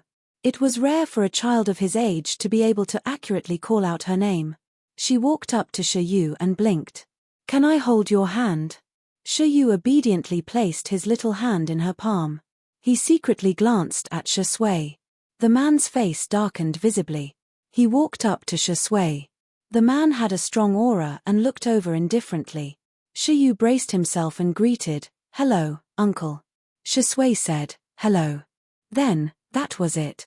The uncle and nephew fell into a strange silence. The netizens were speechless. Were these two people biological uncle and nephew? Why did it feel like they were more polite than passers-by? Fortunately, Xiangyi came to the rescue in time and asked gently, "Are you hungry? Is there anything you want to eat?" The fragrance of rock and roll fried chicken, barbecue, and Odin rushed into Shiyu's nose crazily. The little boy used all his self-control to control himself and said the words "I want to eat" in a reserved and appropriate manner. "Thank you, sister. I've had lunch. Do you want to eat the cake? Do you want to watch cartoons? Or tell you a story?" Xiangyi was always very patient with cubs, especially good-looking ones. Shiyu's clear black and white eyes widened as if he couldn't understand. Was there such a happy thing in the world? He scratched his head uncomfortably and rubbed his eyes. Xiangyi misunderstood these movements. "Are you sleepy? Then I'll take you to take a nap, okay?" The little boy pretended to be cold, but his voice had the unique tenderness and softness of a child. "Okay." Xiangyi held Shiyu's hand and left. The reporters smiled mischievously and winked. "Shiringdi, Sister Yi is quite good at taking care of children." "That's right. When are you going to get married? Should we consider having a second child? After all, the three-child policy is open now." Gossip was human nature. Even famous reporters were no exception. Shui sneered and did not answer. Children? He did not like it. As for Shiyu, thinking of Xiangyi's attitude towards him, Shui couldn't help grinding his teeth. In the guest room, the staff brought over a car-shaped suitcase. Shiyu took out his pajamas and was about to change when he suddenly realized something. He looked up at Xiangyi and pursed his lips in embarrassment. "Sister, I want to change my clothes." "Ah, I'm sorry, I'll leave now."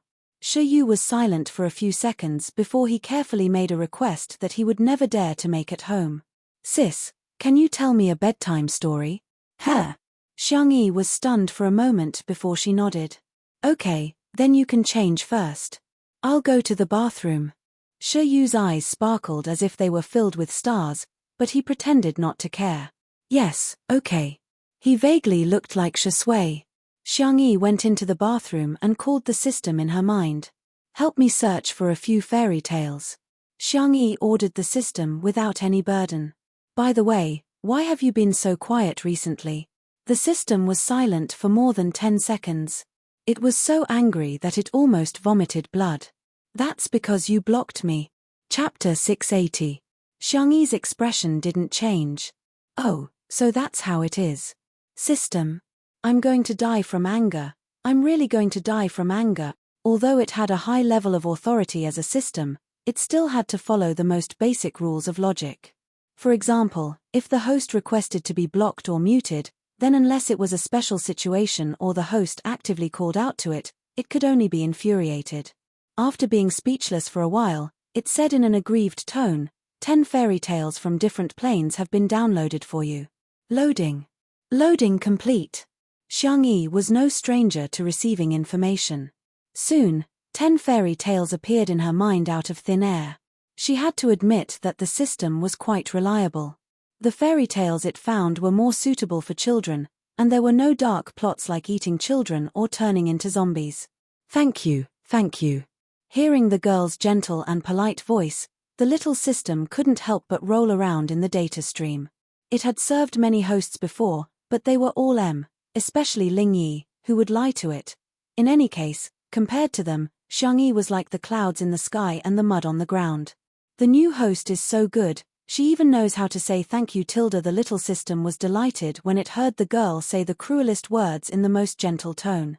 Continue blocking mode, thank you. System, was this what the internet in this plane meant by happy only lasts 3 seconds? Why? Was it not professional enough? Was it not good enough? It was clearly many times better than that idiot Xiao Naofu. Could it be, it was not as cute as Xiao Naofu? No. The frequency of the data stream fluctuated violently, and it took a long time for it to calm down. After testing the system, Xiangyi had a rough idea of what was going on. What she knew was that the so-called missions issued by the system didn't force her to complete them, and it even took the initiative to go easy on her. Xiao Naofu used to be so close to her, but if she couldn't complete the mission, it would punish her due to the restrictions of the rules. However, after the punishment, Xiao Naofu would cry especially miserably. In addition, the system's tolerance towards her was definitely abnormal. It was as if it wasn't in a hurry for Xiangyi to complete the mission in this world.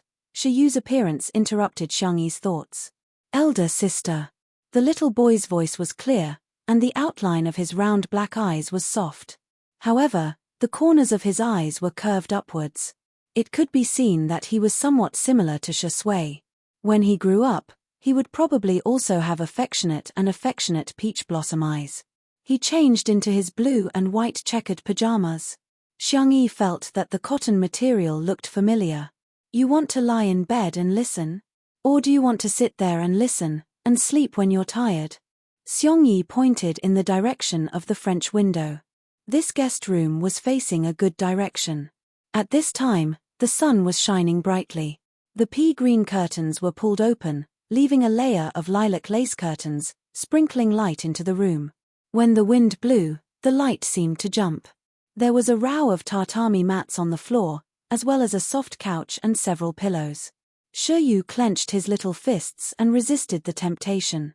He said seriously, "Sister, I'll just lie on the bed and listen." But Xiangyi smiled. "I want to listen to a story by the window." Shiyu's eyes were obviously filled with joy, but he thought that he restrained it well. All right then, not making things difficult for a virtuous girl is the basic etiquette of a gentleman, he said with his baby fat face. Chapter 681. Xiangyi saw through the little boy's thoughts, but she did not expose him. She pulled Shiyu to sit down. Shiyu felt the softness of the sofa, and shock flashed through his young and round eyes. It turned out that there was such a comfortable thing in this world. He thought that this was enough happiness, but he did not expect that in the next second, Xiangyi would hand him a furry blanket and a rabbit doll. "Here, for you." Under the sunlight, the exquisite girl was so white that it seemed to glow. Her skin was fair and clear. "Then I'll start talking." Shiyu nodded stiffly and subconsciously hugged the little rabbit in his arms tightly. Soft. It seemed that everything in Sister Xiangyi's house was soft. Just like her. All of this was something that Shiyu had never dared to imagine. The sun was warm, and Sister Xiangyi's voice was gentle. Shiyu did not take long to feel sleepy. Even though he adhered to strict family teachings and paid attention to his sitting posture, he was still young. Not long after, the little one sank into the cloud-like softness. Prince Lemon found Princess Orange and told her that in this world, every fruit is different, but every fruit is worthy of love. Shiyu was sleepy, but he still stubbornly asked, "Sister, what if no one likes it?" Xiangyi was deep in thought. For example, Princess Durian. Shiyu used the fruit he hated the most as an example. His long eyelashes drooped, casting a faint shadow. What if no one in the world likes Princess Durian? Xiangyi was silent for a while and patted his little head. Maybe the prince who likes durian is still far away. If you wait a little longer, he will appear. Shiyu's long eyelashes trembled. But what if he can't wait? Sister, you can't guarantee that your answer is 100% correct, right? After asking, he regretted it a little. Yu had an ability to express and reason that exceeded his peers. In a sense, he could be called a genius. However, the people around him would always treat him like a child. Even if he could solve a problem that even adults could not solve, he would only receive an impatient sentence from his father. What's the use of solving this? Or, they would be treated like monkeys by others. Yu, come and perform a pie table. When he recited it, those people would often look surprised. Not bad, you're quite powerful. Then, he changed the topic, but he's still a child. Learning so much will spoil his brain. Who knows, I might accidentally become Shongzhongyong's. You were smart when you were young, but now that you've grown up, you're just like everyone else. There were very few adults who could answer the questions he asked. Whenever they couldn't answer, they would come up with all sorts of excuses to brush him off. Children don't need to know these things. You'll know when you grow up. Go away, don't bother me. You can search for it on your phone and you'll know. Over time, Yu got used to it. He thought that if Sister Xiangyi couldn't answer his question, she would probably be put in a difficult position. She would also be worried about how to answer him perfunctorily. Unexpectedly, Xiangyi cupped her cheeks with her little hands and said in admiration, "Yu, you're so amazing to think of such a problem." He was stunned for a moment. Then, he heard the girl say seriously, "Everyone can have their own opinions and opinions. That's just my answer. What about you, Yu? What's your answer? Can you tell me?" Chapter 682. Yu was stunned. There was no rebuttal, no ridicule, and no perfunctory attitude. Instead, she treated him like an adult, respectful and equal. This was beyond Yu's understanding. After his mind went blank for a moment, Yu clenched his fists excitedly and expressed his opinion. "I think that other than the possibility that Sister mentioned, there is also another possibility. Perhaps Princess Durian will never be able to wait for her prince in her lifetime, and she might be hated by others. But it doesn't matter. She also hates others, so..." The little boy hesitated for a moment and did not dare to say his true thoughts. He was so smart and sharp, so he was afraid that Xiangyi would guess that the Durian princesses was himself. So Princess Durian lived a happy life alone? Xiangyi added the end. Did I guess right? Yu looked up at her and then lowered his head to look at his toes. Yes, you're half right. Xiangyi was very distressed. Her confused tone satisfied Yu to a certain extent. He deeply felt that he was needed. Xiangyi's sister was an adult, but he could help her answer this question. The little boy subconsciously straightened his back and said seriously, "Because a person won't be happy." "I see. I think what you said makes sense, Yu. But I want to refute. Just like you said, I can't prove that my answer is correct. Similarly, Yu, you're the same. Why can't a person be happy? Just like in this world, boys can be with girls, boys can be with boys, and girls can be with girls. However, even if you don't choose, I think it doesn't matter. People can choose to be with others, and of course, they can also choose not to be with others. As long as it's the lifestyle they like, it's fine." Even if Yu was a genius, the amount of information in Xiangyi's words was still too much for him. Xiangyi's point of view was something he had never imagined. "Let me tell you a secret. Sister likes her family very much, her grandparents, her uncles, her brothers, and her boyfriend. But occasionally, she would want to be alone. I like to cook. I'm happy to cook for my family, but I'm also happy to cook for myself. It doesn't matter if Princess Durian can't wait for the prince. She can still be a happy the little princess." Yu's dark eyes slowly brightened. Outside the door, Shui came over with desserts and warm milk. The live stream was still going on, but it could not be filmed in the guest room. Someone commented, "Looks like Ingdi is cold on the outside but warm on the inside. Although he's not affectionate with his little nephew, his body is very honest tilde." Soon, a large number of comments appeared on the screen. "Young man, you're too naive. I bet all of Wei Long's dignity that it's all for Sister Yi. I think Ingdi is jealous, ha ha ha. The thought of his girlfriend being in the same room with another male creature, even if it's a child, must make him feel uncomfortable tilde." Hearing the conversation between Xiangyi and Yu, Shui's first reaction was to turn off the microphone. Then, He knocked twice on the door. Xiangyi came over to open the door with a little Shota following behind her. Seeing how clingy the little guy was, Shui narrowed her eyes. Shiyu shrank his neck, instinctively sensing danger. Chapter 683. Fortunately, Uncle Shui didn't seem to be crazy enough to beat up a child. He handed the tray to Xiangyi and said indifferently, "I'm afraid you two will be hungry." Shiyu heaved a sigh of relief. Xiangyi took it. "Thank you, boyfriend Tilda. I'll continue telling Shiyu stories." Tilda hearing this, Shiyu grabbed Xiangyi's clothes out of a childish desire to show off. He mustered up his courage and said, "Big sister's stories are very nice." It wasn't just stories. Her speech was also very nice. Shiyu was overjoyed. In just a short while, he wished that he could stay here forever. Shui stared at him for a few seconds, then lowered his long eyelashes and said in a slightly hoarse voice, "No one has ever told me a story since I was young." Xiangyi was stunned. Not far away, Xiao Naofu, who was swaying on a hammock in the cat villa, couldn't help but roll its eyes when it heard Shui's words. How could there be such a shameless dogman like Shui in this world? Although the audience in the live stream couldn't hear anything, Shui was worthy of being called the best actor.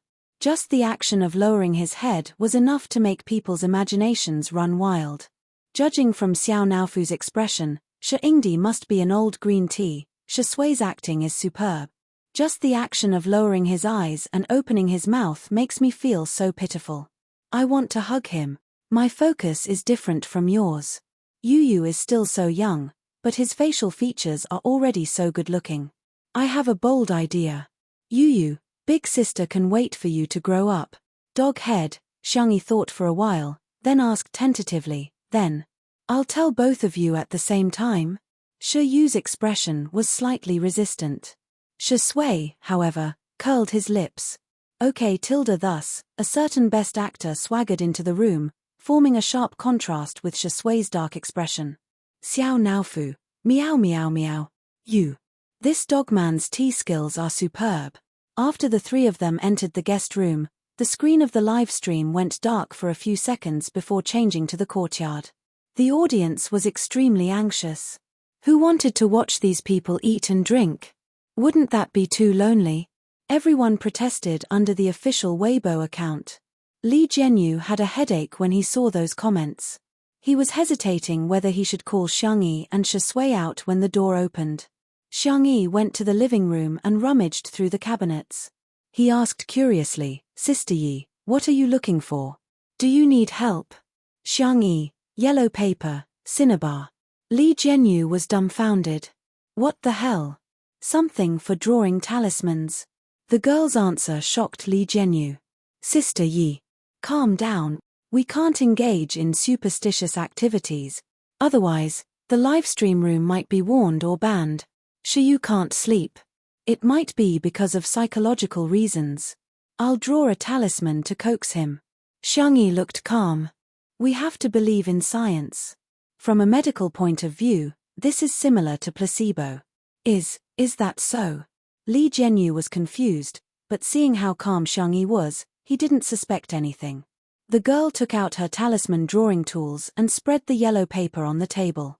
She casually dipped it in cinnabar, and her movements were smooth and fluid. In just a moment, a talisman was drawn. The livestream audience was dumbfounded.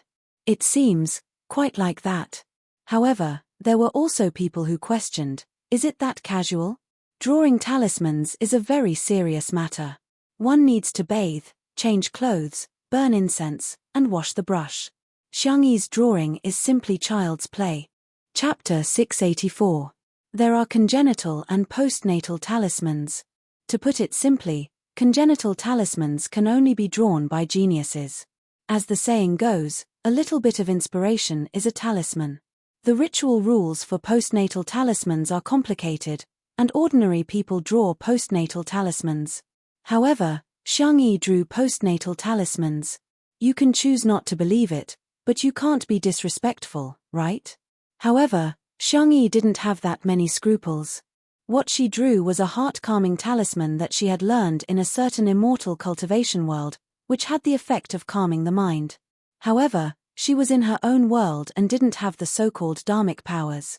There was also no spiritual energy in this world, so she felt that this talisman wouldn't have any substantial effect. It was just to coax children. Little did she know that the video of her drawing talismans was coincidentally seen by a certain talisman enthusiast. Professor Zhu had done a lot of research on traditional Chinese culture, especially the classics of mountains and seas, myths, and other aspects. His main job was as a history professor at Nancheng University, and his daily life was very healthy. Apart from teaching classes and guiding graduate students, he would refine herbal pills, take care of the flowers on the balcony, and various vegetables in the backyard. Ever since he had an exchange with a few Taoist priests at an academic event, he had developed a strong interest in talismans. Apart from analyzing the culture, history, and origins behind them, he would occasionally draw a few talismans for fun. After some scientific research, he discovered that it was indeed difficult to draw talismans. Apart from the superstitious factors, the drawing of talismans was complicated, just like traditional Chinese characters. It was already very difficult to remember. Secondly, the talisman maker was required to draw it in one go without any interruptions. These two conditions had stumped a lot of people. Today, he came to attend a study report by a few graduate students. Before it was time, someone had already started watching the video. Professor Zhu wasn't like some old-fashioned teachers who were resistant to popular things. On the contrary, he was quite fashionable and trendy. He felt that as long as the students completed their study tasks, it was fine for them to play games and watch short videos. It was fine as long as it was moderate. Hence, not only did he not reprimand the students, he even held his thermos and watched the video with relish. The video of Xiang Yi drawing talismans happened to be playing on his cell phone. At first, Professor Zhu thought that the girl was just fooling around and casually drawing a few strokes, but the moment Xiang Yi really started drawing, Professor Zhu subconsciously held his breath. The girl's movements were calm and languid, as if she was drawing a freehand painting of mountains and rivers. A moment later, a talisman was formed in her hand. The student muttered, "What the hell is this? Why does it look like scribbles?" Professor Zhu suddenly slapped his thigh. "Good." The student was shocked and trembled in fear. "Teacher, I don't want to read anymore. I'll start reading now." However, he heard Professor Zhu's praises. "My brushstrokes are divine, and I'm done on the first try. The painting technique is not restricted by form, so outstanding. A little spiritual light is a talisman. The people of the world have wasted ink and vermilion. This young lady is a talisman master." Student: "Where? Teacher, are you also spicy tutu? Why is it that when it comes to bootlicking, he's even better than me?" On the other side, at a Daoist temple in South City, a young Taoist also saw the video of Xiang Yi drawing talismans. He rubbed his eyes and confirmed it again. Then, he ran away and shouted, "Master, Master, someone drew the same talisman as martial ancestor. What nonsense are you spouting?" The immortal-like Taoist stroked his beard. When he saw the talisman in the video clearly, his pupils instantly trembled. "It's actually a heart-cleansing talisman?" Chapter 685. "What nonsense are you talking about?" The sage-like Taoist priest stroked his beard. When he saw the talisman in the video clearly, his pupils instantly trembled. It was actually a mind-cleansing talisman. The mind-cleansing talisman had long been lost, and their Taoist temple was fortunate enough to leave behind a legacy. Unfortunately, because this talisman was too difficult, it had been lost in the generation of the Grandmaster. The reason why his little disciple could recognize it was because the Grandmaster had left behind a few talismans when he was alive. Unfortunately, although he had the talisman, the drawing technique had been lost. He had painstakingly studied it for many years, but he had only scratched the surface. How could such a young girl draw such a profound and obscure talisman? "Master, why can this sister draw it, but you can't?" The little Taoist priest shook his head and asked. He saw that this sister's drawing wasn't that difficult. The Taoist priest was speechless. "Nonsense. Of course it's because I'm a noob." However, how could he say that in front of his little disciple? He carried his long sword on his back and flicked his horsetail whisk like a master in a Xianxia novel. "Disciple, stay in the temple. I'm going to go down the mountain and visit this little friend Xiangyi. The little disciple was confused. Master, you're not even familiar with her, and you're already calling her a friend? The little disciple hesitated. Well, Master, hey, say no more. I've already made up my mind. No matter how you persuade me, I won't change my mind. You want to go with me? That won't do. I don't know when I'll be back. What if you encounter any danger and I can't protect you? The little disciple's mouth twitched. Master, what I want to say is that your sword has been sharpened. It won't pass the high-speed railway security check. In the Manners guest room. In response to the strong requests of the livestream viewers and Shiyu's approval, Li Jianyu brought old Zhong into the guest room to film. Shiyu was so sleepy that his head was bobbing up and down, but he was still sitting cross-legged. Shi Sui, who was sitting opposite him, was slowly pouring a cup of hot tea for Xiangyi. Seeing Xiangyi come in, Shiyu forced himself to stay awake. Because of his sleepiness, the little boy's voice became soft. Sister, Xiangyi took out the talisman from behind and said with a smile, Here, this is the lucky spell that Prince Lemon gave to Princess Durian. It has been enchanted by the witch.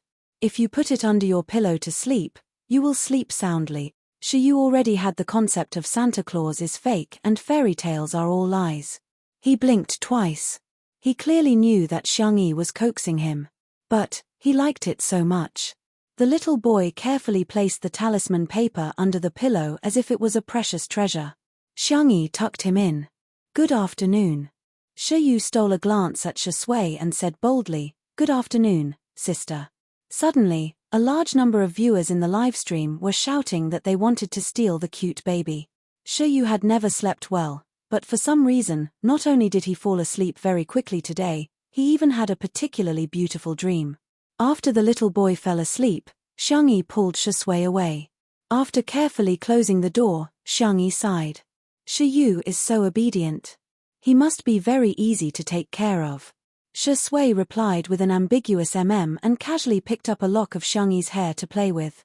Am I not obedient? His deep voice was tinged with a hint of pity. The man's expression was as usual, but his eyes were wet. He was simply weak, helpless, and wronged. Xiangyi! Exclamation point. Other children have lucky charms. The fresh fragrance of tea filled the living room. Unlike me, I don't have anything. Chapter 686. Hearing this, Xiao Naofu, I'm about to vomit. Li Jianyu, I can't watch this, I really can't watch this. The netizens watching the live stream. Wow, I'm so impressed. Shiringdi, aren't you going to consider starting a tea ceremony class? I'll be the first to sign up. What Longjing before the rain, Marojian before the light, Dongting and Biluo Chun before the rain. Everything pales in comparison to Shiringdi, tasteless and dull. Xiangyi panicked and hurriedly comforted him. No, of course our Shi Sui will have it too. Shi Sui whispered in a self-deprecating tone, Sister Yi, you don't have to say any more, I understand. How can a person like me deserve to have a witch's magic? Who said you don't deserve it? Xiangyi grabbed his hand and said righteously, I'll draw it for you right now. Hence, under the gaze of tens of thousands of viewers, the girl drew one talisman after another. The girl didn't seem to be tired at all. She only stopped when she had drawn a thick stack of talismans and stuffed them into Shi Sui's hands. Is this enough?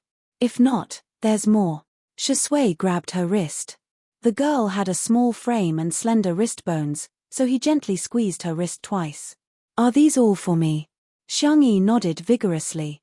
If there really is a lucky spell in this world, I want to give all my luck to you. Shi Sui's eyes darkened. How should he describe his feelings at that moment? It was like the moment a cold peach soda was unscrewed on a summer day. All the bubbles surged up in an instant. Just give me a little bit. Shi Sui chuckled softly, the corners of his eyes forming a happy arc. Our sister Yi should be the lucky one forever. In the live stream, the viewers had already gotten used to the public display of affection. What kind of love is this? Every single dog is stuffed to death, but no couple is innocent. KDL. Today is another day where I'm going to knock myself out and roll around in bed. Professor Zhu invited his friend to help host the report while he himself watched the livestream of Two Under One Roof intently. The student was in a daze. What if my teacher is more addicted to the internet than me? When Xiangyi drew talismans for Shui, Professor Zhu was amazed. In the eyes of ordinary people, Xiangyi was just blindly drawing. But in his eyes, every stroke of Xiangyi's was exquisite beyond compare. It contained ancient history, traditional culture, and the inheritance of faith. How was this drawing talismans? This was simply art. Daoist Ren was forced to change his peachwood sword and take the high-speed train to Nancheng. His eyes were fixed on the phone, and the passers-by beside him shook their heads. This was truly the era of entertainment to death. Even Taoist priests were following variety shows. Little did they know that Daoist Ren was so shocked that he was speechless. Heart-cleansing talisman, safety talisman, house-guarding talisman. Most of them were talismans that he had never seen or heard of in his life. Not only did the variety of talismans make him dumbfounded, but what was even more surprising was that Xiangyi drew one talisman after another without taking a break in between. Drawing talismans was very taxing on the mind, and he had to rest after drawing one talisman. His master could draw up to 3 talismans at most, and it would be difficult for him to continue after that. But this little friend Xiangyi, how is this a painting? It was more like a photocopier. Daoist Ren was trembling as he forwarded the video to his peer group. Fellow Taoists, if you don't watch this video, you won't be Chinese. Some people in the group saw this and sneered. What kind of ridiculous rumors did old Ren forward to the group? Chapter 687. It was nothing more than something along the lines of how did an old woman in her 60s achieve enlightenment, or good writing, repost it to your friends to keep your house safe. When they clicked on the video, they saw a fair-skinned and calm girl drawing talismans with a cinnabar brush. It was nothing more than, wait a minute, it was done in one go? If that was all, it wouldn't be a big deal, but every subsequent one was the same. Moreover, the variety of talismans and their difficulty was beyond the imagination of these Taoist masters. When the last second of the video ended, the screen went black again. Several blank faces were reflected on the screen. Who exactly was this little friend? The group that had been silent for a long time suddenly became lively. Taoist Master Minute from Baiyun Temple. What's this little friend's name? Where does she live? Does anyone know? Taoist Master Su from Yuchuan Temple. Taoist Master Ren from Qingshui Temple. Long time no see, I miss you. Taoist Master Yu from Yongla Temple. Taoist Master Ren from Qingshui Temple. You and I have known each other for many years. Even if we're not brothers, we're closer than brothers. Can you reveal some information about this little friend? For a moment, everyone rushed to tag Taoist Master Ren. Taoist Master Ren, who had always been hated by everyone in the group, suddenly became the most popular person in the group. In the living room, Li Jianyu was too curious and directly entered the camera. He squatted between Xiangyi and Shui and asked, Sister Yi, is this talisman really useful? Is there a fortune talisman? It can make me rich in minutes. Or buy a lottery talisman for sure. Xiangyi. No. Li Jianyu didn't give up and squeezed closer to her. With a flattering smile, he said, Sister Yi, we're all on the same side. It's okay to be a little bit metaphysical. Shui's expression didn't change. She grabbed his collar with one hand and pulled him towards her. Even his clothes couldn't touch Xiangyi. It was full of possessiveness. Li Jianyu put his index finger and thumb together and rubbed it a few times. This action looked inexplicably wretched. In the stream, son, you're so ugly that I'm your father. Sure enough, there's no harm without comparison. Son, your face is so much bigger than Sister Yi's Shengdi. Sister Yi, look at me. I'm not greedy. Arrange it with the peach blossom talisman. As long as you can recruit a few guys with 8-pack abs, Xiangyi said sternly, you shouldn't have such a mindset. Wake up. There is no such thing as metaphysics in this world. The world is unified by matter. Matter is in motion, and there is a law to its motion. Laws can be recognized, and recognition can develop and change. Li Jianyu. The audience in the streaming room, the reporters, who were about to say their goodbyes, were dumbfounded when they heard Xiangyi's serious words. So Sister Yi, was this materialistic? So, do you understand? Li Jianyu suddenly felt ashamed. Understand what? Xiang Yi said bitterly, what should we believe? Believe in science. Li Jianyu was instantly enlightened and exclaimed, okay, Xiang Yi, I'm enlightened. The audience was dying of laughter. What King enlightenment? What the hell are you trying to comprehend? The next second, a certain black-bellied actor calmly said, Li Jianyu, there seems to be a dark shadow behind you. Li Jianyu, who was easily frightened, screamed crazily. Chapter 688. Xiang Yi, Shui, livestream viewers? Shiringdi is so mean, ha ha ha ha, I can understand the first part, but what the hell is with Xiao Moxian's transformation? What do you guys know? Our son is giving us a vivid performance of the pragmatism of the Chinese. We'll believe in whatever spirit it is. TSK, this is the same as putting Confucius, Newton, and Einstein on the table before an exam. Li Jianyu's expression was like a frightened chicken, providing fresh material for the emoji community and the ghost section. Xiang Yi held back her laughter. No, he's lying to you. Turn around if you don't believe me. No. Li Jianyu would rather die than give in. What if I get sent away when I turn around?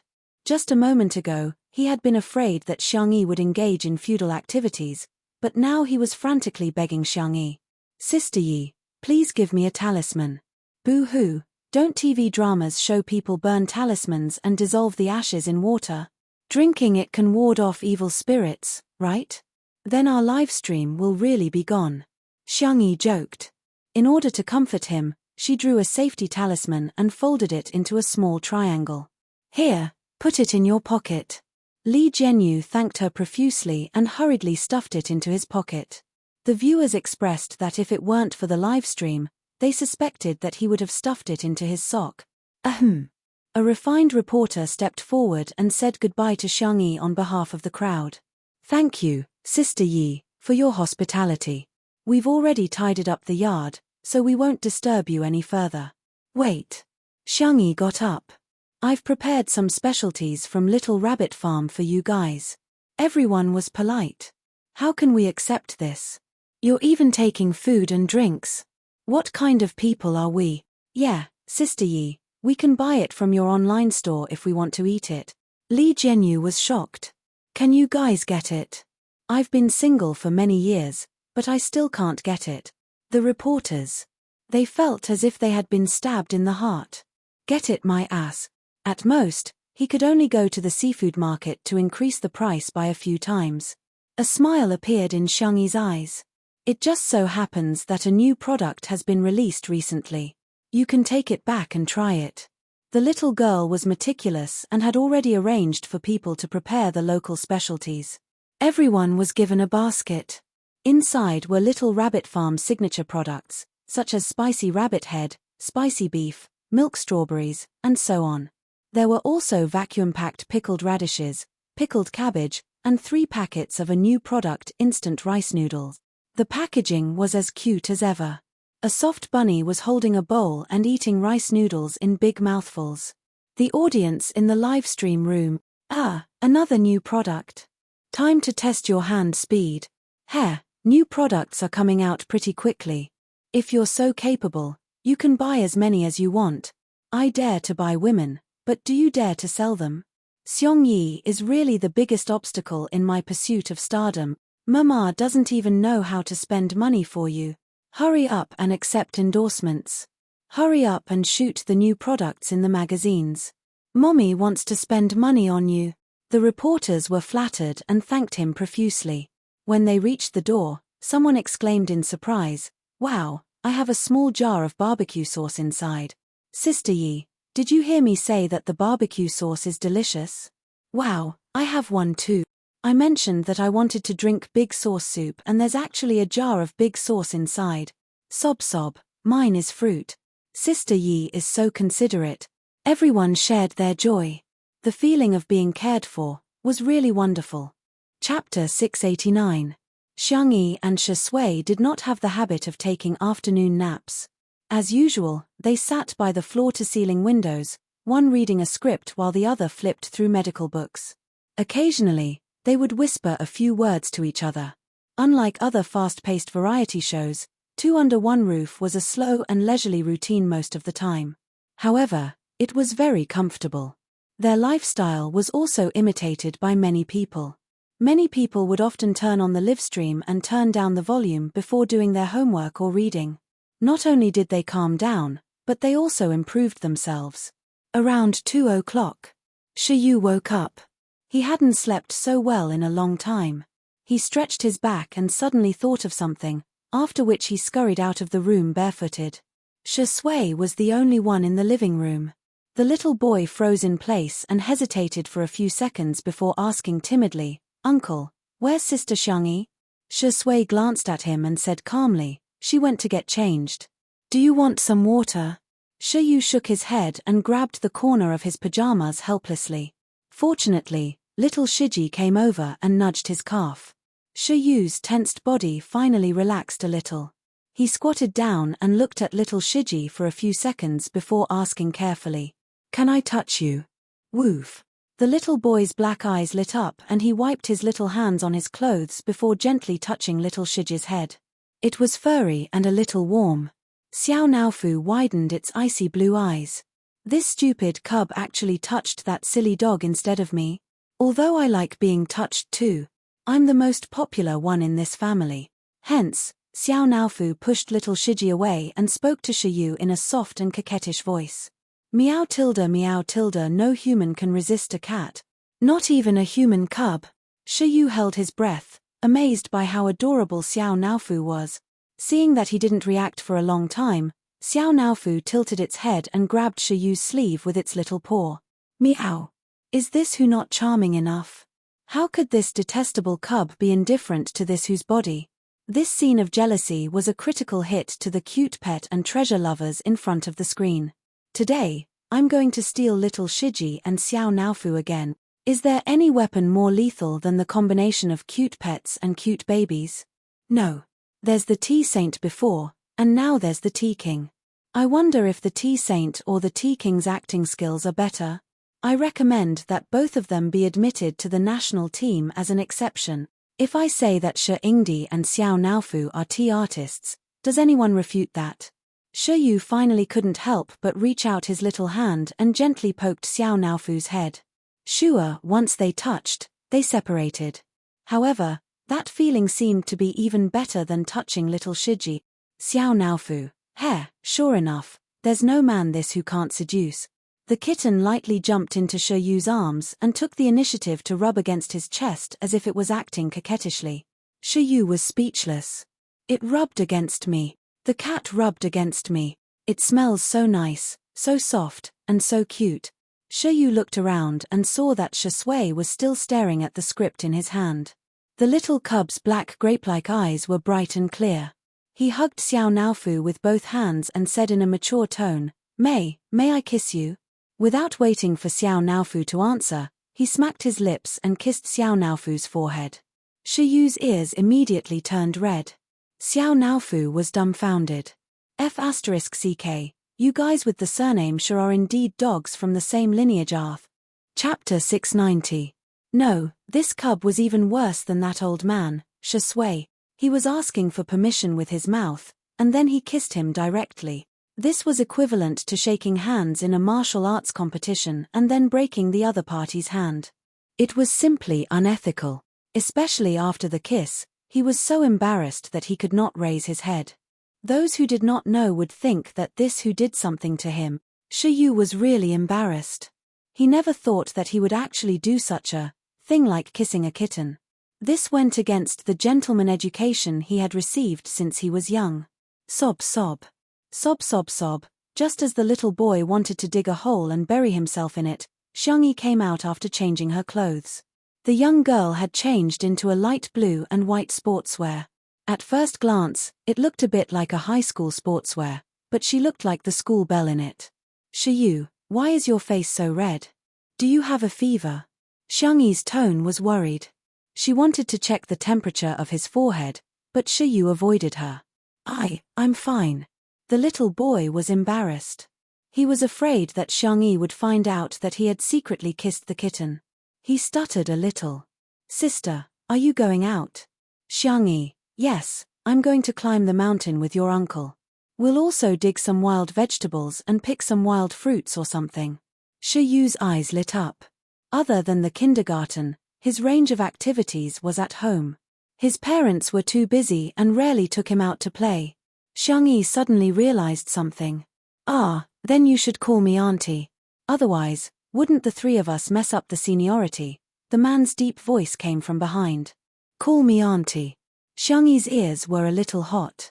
Don't talk nonsense. However, under his uncle's kind gaze, Shi Yu shrank his neck and called out obediently. Auntie Xiangyi. Now, there was one more person who was embarrassed.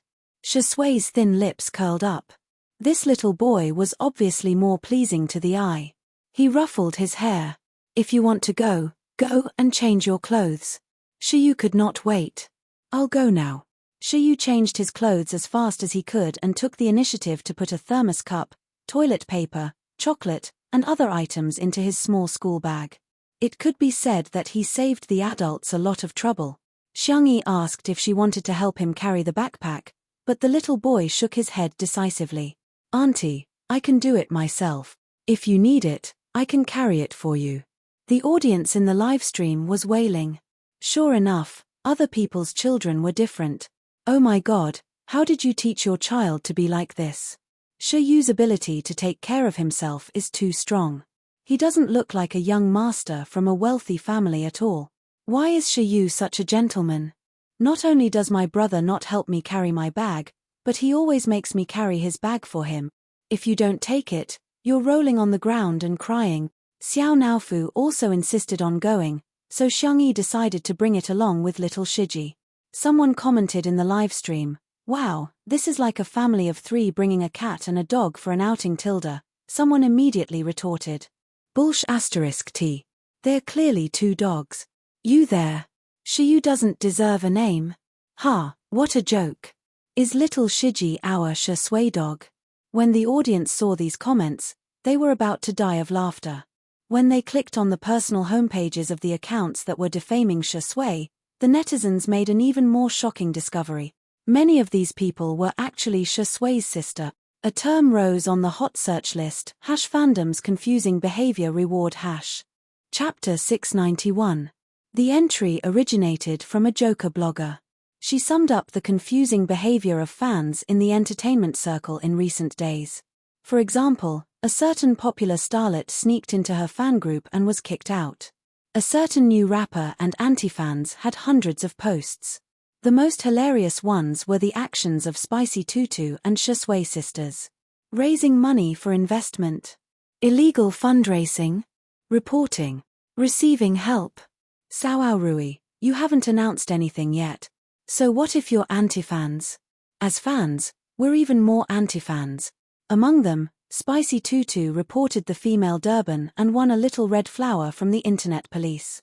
She and Shi Sui sisters claimed that Shi Sui was a gigolo, and some even expressed that they hoped that Xiangyi would take care of them too. As soon as this Weibo post was posted, it received more than 1,000 comments. I've laughed my head off so many times. Spicy Tutu is so cute. Not only is she Buddhist, she's also so silly. Shi Sui sisters didn't used to be like this. Why do I feel like she's been assimilated by Spicy Tutu? Of course, the Shi Sui sisters would never admit that they were as silly as Spicy Tutu. Don't remind me, we're very aloof, okay? As for Xiangyi, I guess I'll just make do with her. At the manor. After packing up, Xiangyi and the others were ready to set off with the production crew. As soon as they walked out of the door, they heard a loud and hurried shout. Xiangyi, hold on. Oh, is he looking for Sister Yi? Everyone turned to look at him and was stunned. The person was wearing an old blue daoist robe with his long hair tied up in a crown. He carried a peachwood sword on his back and held a white horsetail whisk in his hand. He looked like an immortal. Of course, that was if one ignored the fact that he was carrying a big iron pot. The netizens watching the livestream were confused. This scene seems familiar. It reminds me of Sanmaro Bro, Hades. So what if you're carrying a big bowl? Look at how big his pot is. Xiangyi was also very confused, but she still nodded politely. Hello, May I know what you're looking for me for? Daoist Ren was excited. Little friend Xiangyi, I'm here to ask for your guidance. Xiangyi. Everyone. Viewers in the live stream room?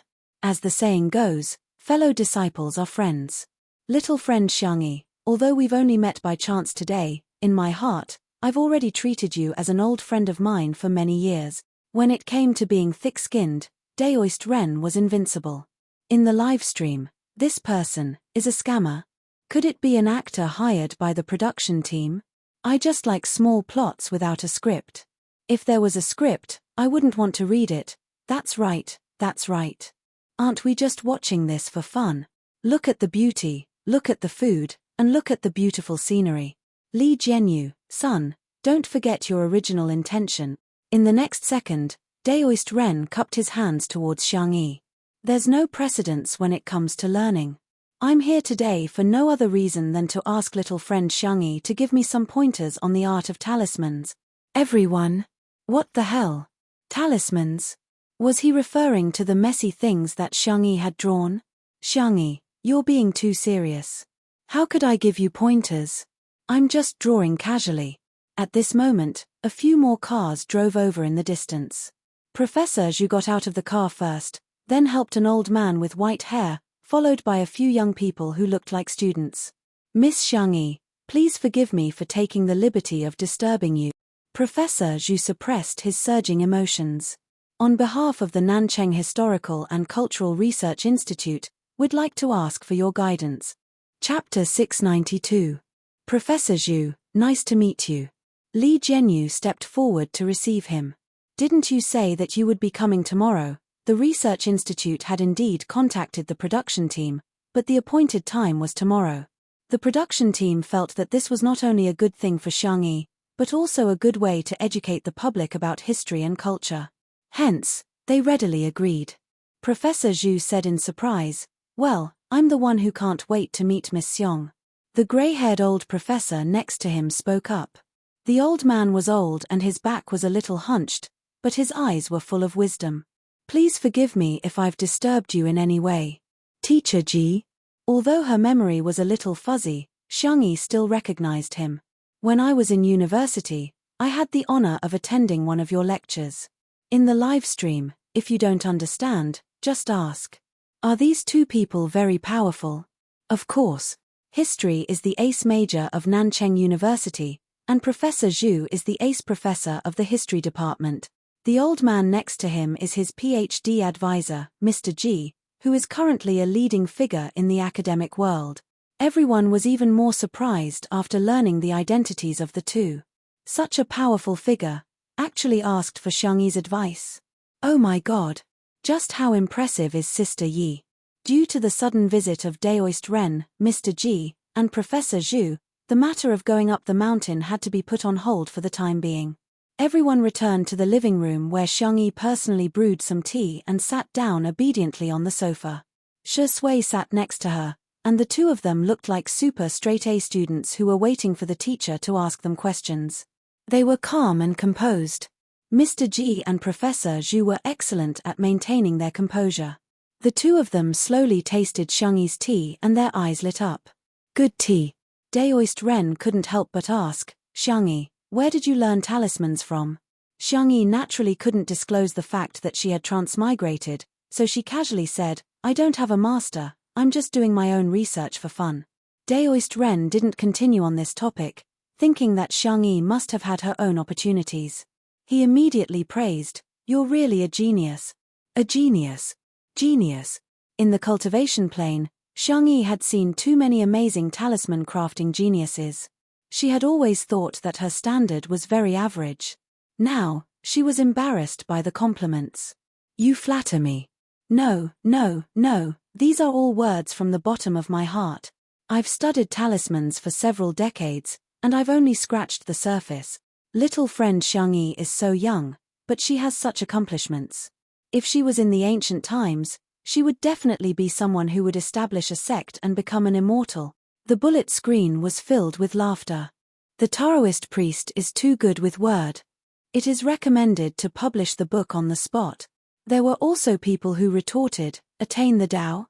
Aren't you praising him too much? That's too much of an exaggeration. It's obviously self-directed. No, you can become an immortal just by scribbling a few scribbles. This person must have read too many Shenxia novels. At this moment, Professor Zhu said, "Have you heard of the Yuxia civilization?" Shui said, "Are you referring to the ancient Yuxia kingdom? I don't know much about history, and I only know some general knowledge. There are no records of the ancient Yuxia kingdom in history books, but there is currently a school of thought in the academic world that believes that the ancient Yuxia kingdom really existed." That's right. Mr. G's voice was loud like a bell. At the mention of academics, his entire aura seemed to have changed. There is currently a lack of evidence to prove the existence of the ancient Yuxia kingdom, but I think that Miss Xiong's talismans can give us a glimpse of the prosperous civilization of that time. Chapter 693. His words caused everyone to fall silent for a few seconds. Even the comments in the livestream began to dwindle, followed by a large row of question marks. What the F***CK? Ah, history buffs are here. Can this really prove the existence of the Yuxia civilization? If that's the case, it'll be a great revolution for history, no, the entire humanities. In the living room, Professor Zhu added, "At present, we generally believe that the most prominent characteristics of the Yuxia civilization are closely related to witchcraft, divination, and sacrifice. According to the records of various eras, talismans, as a cultural symbol, have also changed over time. All of this is traceable, but this clue is missing the most crucial link. Miss Xiong's talismans can help us complete this closed loop." Xiang Yi was stunned. Something seemed to have flashed through her mind, but it disappeared too quickly, and in the blink of an eye, it disappeared without a trace. "Professor Zhu, I'm very honored to be able to contribute a little to your research. What can I do to help? Can you provide us with some talismans? As well as a video of you drawing talismans? Of course, in addition to a certificate of honor, we're willing to provide a certain amount of monetary subsidies." Xiang Yi said, "Forget about the subsidies, can you give me a certificate or a little red flower?" Haha. Both Professor Zhu and Mr. G laughed and looked at Xiang Yi with more admiration in their eyes. "Look, what a good child. Not only is she diligent and motivated, but she also values money." Xiang Yi took out the talisman paper and cinnabar, and tried her best to draw all the types of talismans in her mind. Thus, everyone watched helplessly as the little girl continuously drew over 100 talismans with her own strength without stopping even once. The students brought by Professor Zhu were recording a video at the side. While recording, they were amazed by Xiang Yi's memory. The drawing method of each talisman was very complicated, and mistakes could be made with the slightest carelessness. However, Xiang Yi did it smoothly from beginning to end without making a single mistake. That was enough to show how powerful her memory was. After drawing hundreds of talismans, Xiang Yi's hands were still very steady, which meant that her concentration had reached a terrifying level. If such a person were to engage in scientific research, her achievements would definitely be immeasurable. The students looked at each other in dismay. All of them had long faces. Alas, what kind of rookies are we? Time passed. Swish, after finishing the last stroke, the girl exhaled softly. She drew all the types of talismans she could think of. She should be able to help Professor Zhu and the others a little, right? "I'm done." Xiang Yi turned around and asked the students, "Have you recorded everything clearly? Is there anything that needs to be recorded?" The few of them were stunned at first, then they reacted. It's done, very clear. We even took pictures from different angles." Before they came, they were still a little prejudiced against Xiang Yi. After all, it was easy for a female celebrity to give people the impression that she relied on her looks to make a living. But Xiang Yi's talent and character had conquered them. Gentleness could be seen in the details. If he was lucky enough to be friends with her, it would definitely be very comfortable getting along with her. Professor Zhu and the others thanked him profusely as if they had received a treasure. They were in a hurry to go back and do their research, so they proposed to leave first. Before leaving, Mr. G broke free from Professor Zhu's support, faced Xiang Yi, and with much difficulty, he bowed. "Miss Xiong, thank you for your selfless dedication. I'm proud of the country for having a young person like you.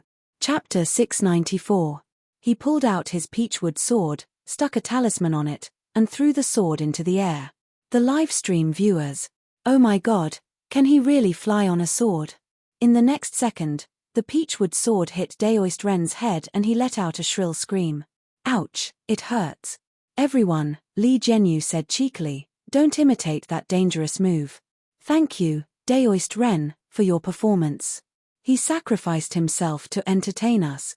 His spirit is so commendable. The livestream viewers, talking nonsense with a straight face, ha ha ha ha, Daoist Ren is my laughing point today, Daoist Ren, this sword is immoral. It sneaked an attack on a middle-aged man like me. I advise this sword to take care of itself. Everyone laughed heartily, and the nervousness from before vanished like smoke in thin air. That's right, flying on a sword and flying on a sword are all movies. How could they exist in real life? Xiangyi tried hard to hold back her laughter. Daoist Ren, we're preparing to go up the mountain. Would you like to rest here for a while? Daoist Ren had yet to recover from the blow. He muttered to himself several times, this is impossible, but when he heard Xiangyi's words, he forced himself to cheer up. His gaze swept across Xiangyi, Shui, and Shiyu. Daoist Ren frowned. It's not safe on the mountain. You're a delicate girl with two powerless men. What if you encounter a wild beast? Xiangyi, I'll go with you. Shui. Shiyu. The expressions of the Shi uncle and niece seemed to be carved out of the same mold. There was a hint of coldness in their expressionless faces. However, the livestream viewers laughed out loud. Daoist Ren, have you seen a delicate girl who can kill a 200-pound pig? Light up a cigarette, ha ha ha, Shui is being treated as a gigolo again. Shiyu, it's fine if you say I'm powerless, but you're going overboard by saying that my uncle is. In short, Daoist Ren insisted on going together. Xiangyi and the others felt that it was fine and set off together. The audience was used to the usual live broadcast in the manor, so it was very refreshing to go out occasionally. Soon, the group arrived at the foot of the mountain. The nearby mountain was continuous, and the main peak was quite high above sea level. Today, Xiangyi and the others were going to climb a lower peak. Although the altitude was low, it hadn't been artificially developed. As far as the eye could see, it was a sea of green. The air was fresh and pleasant, and the chirping of birds and cicadas could be heard. The mountain stream was so clear that one could see the bottom. One could even see a few fish swimming in it. Xiangyi plucked a piece of green foxtail. The young girl was very skillful. She weaved a little rabbit for Shiyu to play with.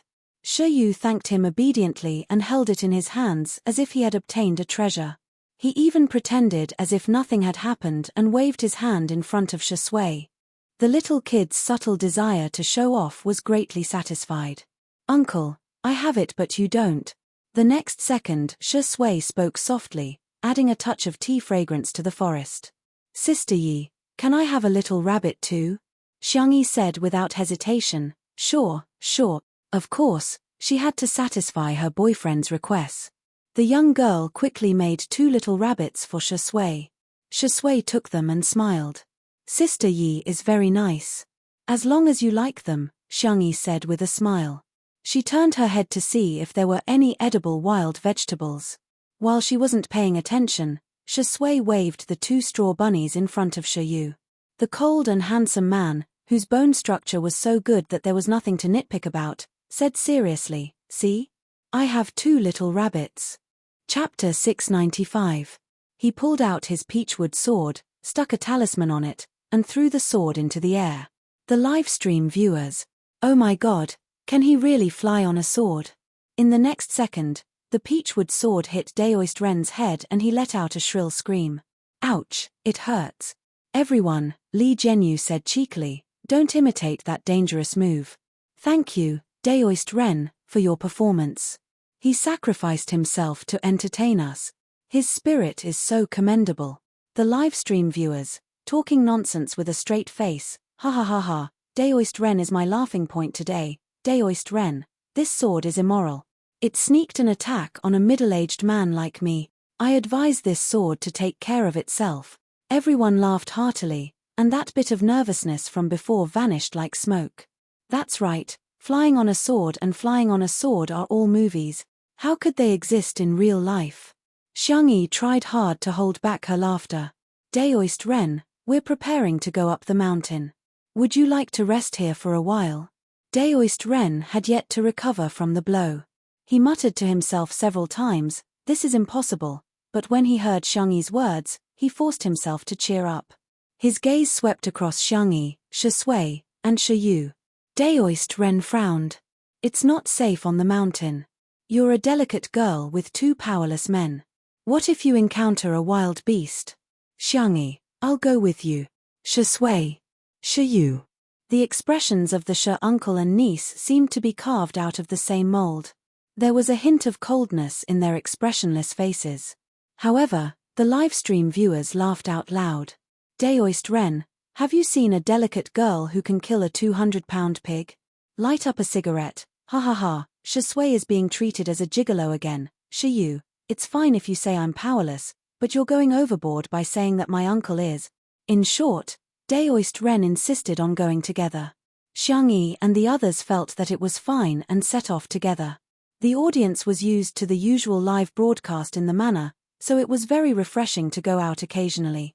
Soon, the group arrived at the foot of the mountain. The nearby mountain was continuous, and the main peak was quite high above sea level. Today, Xiangyi and the others were going to climb a lower peak. Although the altitude was low, it hadn't been artificially developed. As far as the eye could see, it was a sea of green.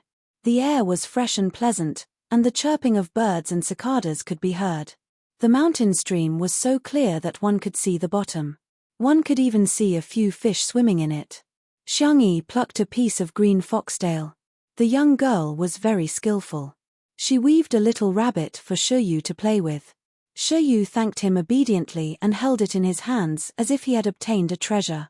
He even pretended as if nothing had happened and waved his hand in front of Shui. The little kid's subtle desire to show off was greatly satisfied. Uncle, I have it but you don't. The next second, Shui spoke softly, adding a touch of tea fragrance to the forest. Sister Yi, can I have a little rabbit too? Xiangyi said without hesitation. Sure. Of course, she had to satisfy her boyfriend's requests. The young girl quickly made 2 little rabbits for Shui. Shui took them and smiled. Sister Yi is very nice. As long as you like them, Xiangyi said with a smile. She turned her head to see if there were any edible wild vegetables. While she wasn't paying attention, Shui waved the 2 straw bunnies in front of Shiyu. The cold and handsome man had an impeccable physique. He said in a serious tone, do you see? I have 2 little rabbits.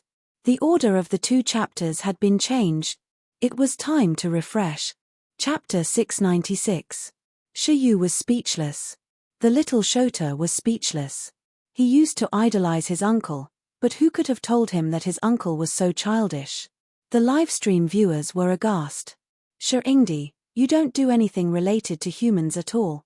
You can't be too Shui, you're even bullying children. Ha ha ha. It's clearly the Shi family showing off to each other. It's obvious that they're just a plastic family. Unwilling to be outdone, Shiyu puffed up his cheeks and said, I have one too. Shui smiled and said, I have 2. Shiyu exclaimed, sister gave it to me first. Shui continued, I have 2. Shiyu was speechless. I'm so tired. Showing off to his little nephew was no longer enough to satisfy a certain Shiringdi. Thus, he locked his gaze on the camera. The livestream viewers were speechless.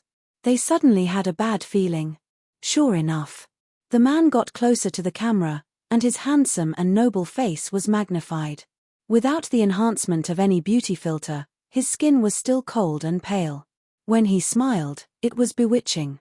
This is a little rabbit that Sister Yi made for me. Shui raised his left hand and then his right. This is also a little rabbit that Sister Yi made for me. Isn't it cute? Everyone at the scene was speechless. The livestream viewers were speechless. There are 2 trees in front of my house. One is a jujube tree, and the other is also a jujube tree. Shiringdi must be a contemporary literary hero. Ha ha ha, is this man really 27 years old? He's so childish.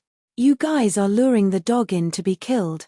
If I'm guilty, the law will punish me, not slap me in the face with dog food. Suddenly, Xiang Yi's surprised voice came from not far away. There are mushrooms. Looking in the direction of the voice, they saw the little girl standing under the shade of a tree and waving in the direction of the crowd. Shui walked closer with his long legs. Perhaps because it had just rained, there were many mushrooms growing nearby, spreading into a large area. Xiang Yi quickly identified which ones were edible and which were poisonous and told everyone to pick them separately. Even Shi Yu gave him a small basket so that the child could feel the joy of labor. This was a very new experience for Shi Yu. The little boy huffed and puffed as he picked them very seriously. Xiang Yi vividly told the audience about several common ways to make mushrooms. While she was talking, Daoist Ren's loud voice came from beside her. Gulp. Xiang Yi looked over. Daoist Ren said awkwardly, "Well, I was in a hurry on the way, so I ate a boxed lunch on the train." Xiang Yi, when you started talking about food, I got hungry. Xiang Yi didn't say anything. Her expression was solemn as she stared at Daoist Ren. Seeing that she didn't say anything, someone in the live broadcast room suddenly picked on her. "Is this how you treat your guests?" "That's right, Ren Daoda came all the way here. Isn't treating him to a meal the most basic social etiquette? Daoist Ren is talking to her and she's ignoring him? Is there something wrong with her? Is she getting arrogant because she's popular?" The group of people was filled with righteous indignation. In the next moment, the camera slowly switched and many people screamed in front of the screen, "Ah!" Through the high-definition camera, the crowd saw that on the tree behind Daoist Ren, a snake had climbed up a mountain at some point. The audience in the live broadcast room instantly went crazy. F***CK. This is a F***King venomous snake. F***CK. I was so scared that I dropped my tablet. It's over, it's over. This snake is super venomous and fast. Is the production team going to die here? Chapter 697. Guo Shanfeng's real name was King Cobra. It was ferocious and had quick reflexes. Most importantly, it was highly venomous and was one of the most dangerous snakes in the world. The scene was so quiet that one could hear the wind and no one dared to make a sound. Even the experienced cameraman Laro Zhong's hands couldn't help but tremble. Who wouldn't be afraid? It was a venomous snake. They might even lose their lives here. Daoist Ren had his back to the tree and because of his perspective, he was the only one who didn't understand what was going on. He even shamelessly discussed the topic of freeloading with Xiang Yi. "Xiang Yi, it's getting late. I can't catch the high-speed train with my old bones. Can I stay for a simple meal?" "Don't worry, I won't freeload. I'm willing to teach you the unique swordsmanship of Qingshui Temple. It's the ultimate technique of my temple." If it were anyone else, Daoist Ren wouldn't teach them even if they were offered money. However, Xiang Yi was different. She had selflessly taught him the talisman, so he naturally had to return the favor. The viewers in the livestream were so scared that they didn't even dare to breathe. Their typing was trembling. "Ah, Daoist Ren, shut up. I'm so scared that Guo Shanfeng will bite you first. Oh my god, I'm going to cry. What should we do? It's just climbing a mountain, how could there be such an accident? I've already called the police and the fire department, forestry bureau, and zoo rescue. I hope they can make it in time. However, I think everyone is in danger. At least 1 or 2 people have to stay behind to hold Guo Shanfeng back so that the others can escape unscathed." Anyone who had compassion in their hearts was secretly praying at this moment, hoping that everyone in the program team would be safe and sound. However, even at this time, there were still people who were quick-witted. "Doesn't Xiang Yi know how to draw talismans? She should draw a talisman to make the snake go away. She must be stupid, right? No way." Such remarks easily aroused the anger of the crowd. How could he say such things at a time like this? He was undoubtedly starting a war. The hot-tempered netizens directly spat out vulgarities. Even the most Buddhist, Spicy Tutu, was so angry that she started spitting. Daoist Ren saw that Xiang Yi didn't respond for a long time. Combined with the reactions of the others, he vaguely understood something. His eyesight was very good. Through Xiangyi's bright doe eyes, he saw his own reflection and the figure that was a few meters long behind him. Shu'er Daoist Ren broke out in cold sweat, and his legs couldn't help but tremble. The atmosphere at the scene turned cold for a moment. Before anyone could come up with a countermeasure, the snake slowly flicked out its tongue, as if it was preparing to hunt.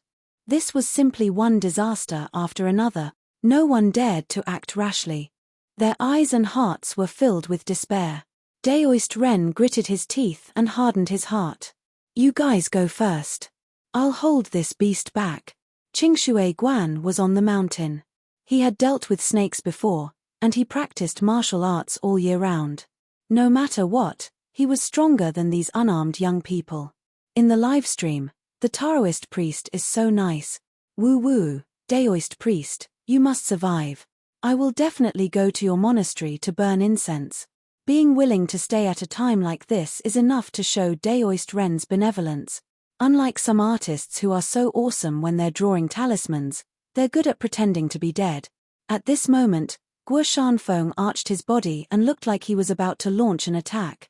Xiangyi, who had been silent all this while, finally found the right opportunity. The girl's voice was as clear as the sound of nature. She said calmly, Daoist priest, lend me your sword. Daoist Ren was dumbfounded. Sword? The one I have? No, it's just a peachwood sword. Chapter 698. Be it the staff at the scene or the audience watching the livestream, they were all dumbfounded. Sister Yi wants to borrow my sword. Is she going to challenge Guo Shanfeng one-on-one?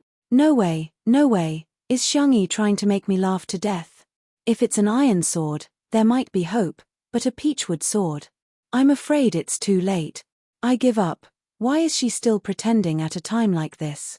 Aren't everyone's lives worth more than their own lives? Xiangyi is so annoying. What can a peachwood sword do? Does she really think that Bai Xie's feudal crap is going to work?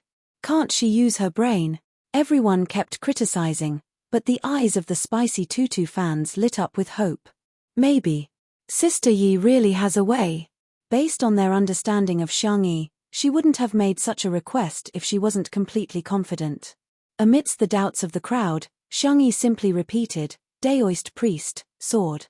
Daoist Ren hesitated for a moment, but in the end, he gritted his teeth and pulled out the peachwood sword before tossing it to Xiangyi. Forget it, I'm going to die anyway. Giving the sword to Xiangyi might give me a chance to turn the tables. The moment he pulled out the sword, Guo Shanfeng moved as well. His several-meter-long body moved at an incredible speed. Countless people in front of the screen closed their eyes. It's over. The first one to be bitten will definitely be Daoist Ren, who's the closest. The scene was so thrilling that some people at the scene couldn't help but scream. Immediately, it caused a chain reaction as panicked screams sounded one after another. Arth, I'm going to die. I'm going to die. Help. Woo woo. The audience, who could barely muster up the courage to continue watching the livestream, turned pale and broke out in cold sweat. This is scarier than a horror movie. This is a livestream of death. In the blink of an eye, a few seconds passed. To everyone's surprise, not only did Guo Shanfeng not bite Daoist Ren, on the contrary, screech, hiss. Two fearful voices sounded one after another. The audience, who had closed their eyes, secretly opened their eyes, only to be instantly dumbfounded. The 7th inch of the mountain was actually nailed to the tree by Xiangyi's sword. To a snake, the 7th inch was the most fatal spot. It could be said that this sword strike had caused Guo Shanfeng to lose most of his combat power. The live stream was silent for a few seconds before the comments exploded at a terrifying speed. WTF? What the F***CK did I see? Am I hallucinating, or are there special effects in the livestream room? I'm going to split it open. Wasn't that a peachwood sword? The peachwood sword pierced through the snake's body and stabbed into the tree. What is this operation? But more than that, there was a sentence that came from the bottom of everyone's heart. Sister Yi is awesome. Everyone at the scene was also stunned. Was the scene in front of him real? How strong was Sister Yi's arm strength when she stabbed the peachwood sword into the tree? Everyone thought that they were saved, but a sudden change occurred. Sister, be careful. Shi Yu shouted. Guo Shanfeng's 7th inch was nailed, but he did not lose all ability to move. His upper body straightened, and he opened his fangs to bite Xiangyi. No one expected such a turn of events. Sister Yi. It's over. It's really over. That was the unanimous thought in the minds of countless people.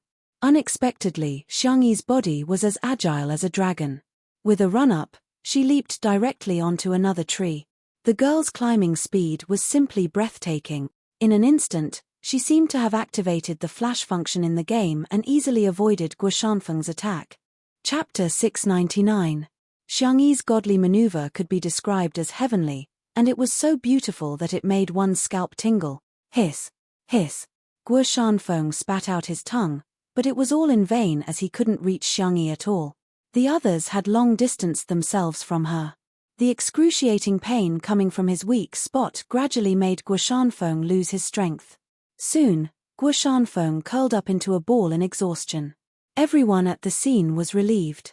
In the livestream, the viewers were all dumbfounded. This. Is she climbing a tree or using Qinggong? Oh my god. Sister Yi is faster than a monkey when it comes to climbing trees. I got it, I got it. She nailed a snake with her sword and climbed a tree in a second. She learned some useless survival skills again. Sister Yi is God. Xiong Yi is a fake. I won't accept any rebuttals. Everyone at the scene looked at each other in disbelief. Such a thrilling and exciting crisis was actually resolved just like that. Recalling the scene that just happened, everyone was in disbelief. Is this a live stream of a variety show? Or is this a movie? Every scene was full of dramatic effects. Before anyone could react, they hurriedly replayed the scene. The girl's black hair was soft and she looked very obedient when she was still, but when she was really frozen, her posture was full of vigor, beautiful and valiant. Be it the strength of the sword, the angle, or the decisiveness and suaveness when she ran up the tree, they were all emotional and couldn't help but watch again and again. Not long after, professionals from the fire department and the forestry bureau arrived to deal with the aftermath. Xiangyi jumped down from the tree with steady footsteps and a calm expression. She handed the peachwood sword back to Ren Daoren. Thank you, Daoist priest. Daoist priest Ren was in a daze. You're welcome. When he came back to his senses, he hurriedly said, Xiangyi, I should be the one thanking you. Without you, Guo Shanfeng would have bitten me and I would be dead. The tense atmosphere in the live stream dissipated, and everyone was even in the mood to joke around. Sister Yi, come on, Xiao Ren, I'll teach you what it means to fly with a sword. Sister Yi says she believes in science while showing us what metaphysics is. She's watching the live stream with a foreign friend. She now thinks that everyone in China knows martial art. Wry smile. On the internet, someone edited the video of the confrontation between Xiangyi and Guo Shanfeng. As soon as it was uploaded, it received hundreds of thousands of likes. Related trending searches rose steadily, dominating the charts in minute. Sister Yi Riseby Xiangyi flying immortal with one sword Chinese Kung Fu Xiong family's ancestral tree climbing skill contemporary swordsman dual video Sister. Shiyu immediately threw himself into Xiangyi's arms. No matter how smart he was still a child physically and mentally. His eyes were completely red. Xiangyi patted his back and comforted him softly. I'm fine. How are you? Are you scared? Shiyu shook his head. After thinking for a while, he pursed his lips and nodded. He didn't want to lie in front of Xiangyi. I'm sorry, if I had known that it would be so dangerous in the mountains, I wouldn't have brought you out, Xiangyi said as she rubbed Shiyu's hair. As soon as she looked up, she met Shisui's abyss-like gaze. In the next second, she was pulled into Shisui's arms.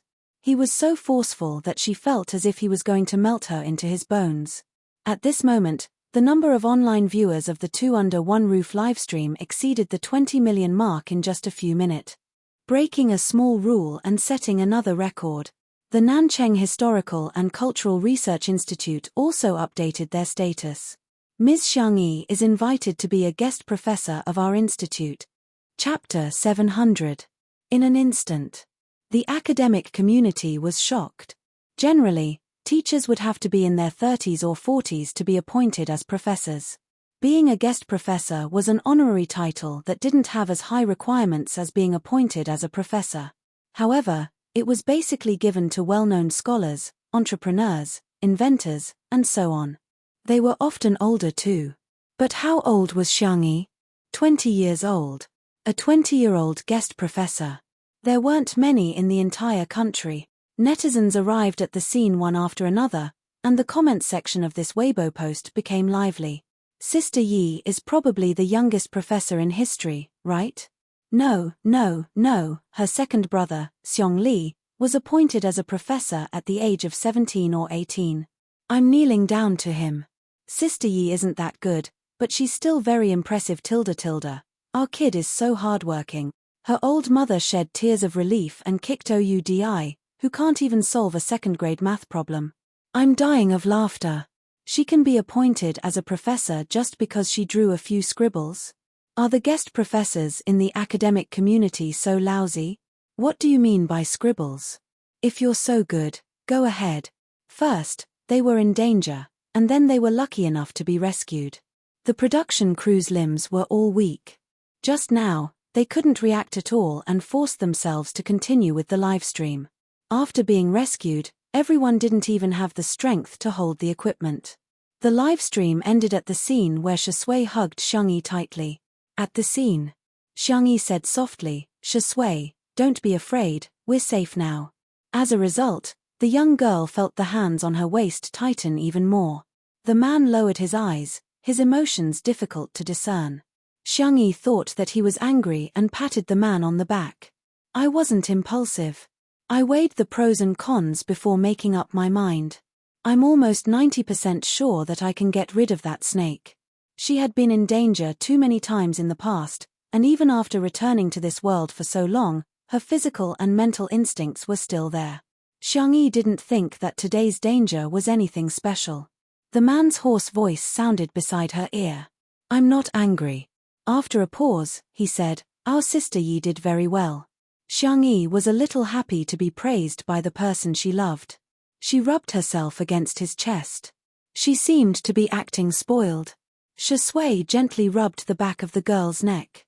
His long and narrow eyes were filled with ruthlessness and malice. He was thinking about what Xiangyi had gone through in the past year. Did he suffer a lot? Suffered a lot of grievances? A lot of tears? Such a nice little rabbit, he didn't dare to think too deeply about it.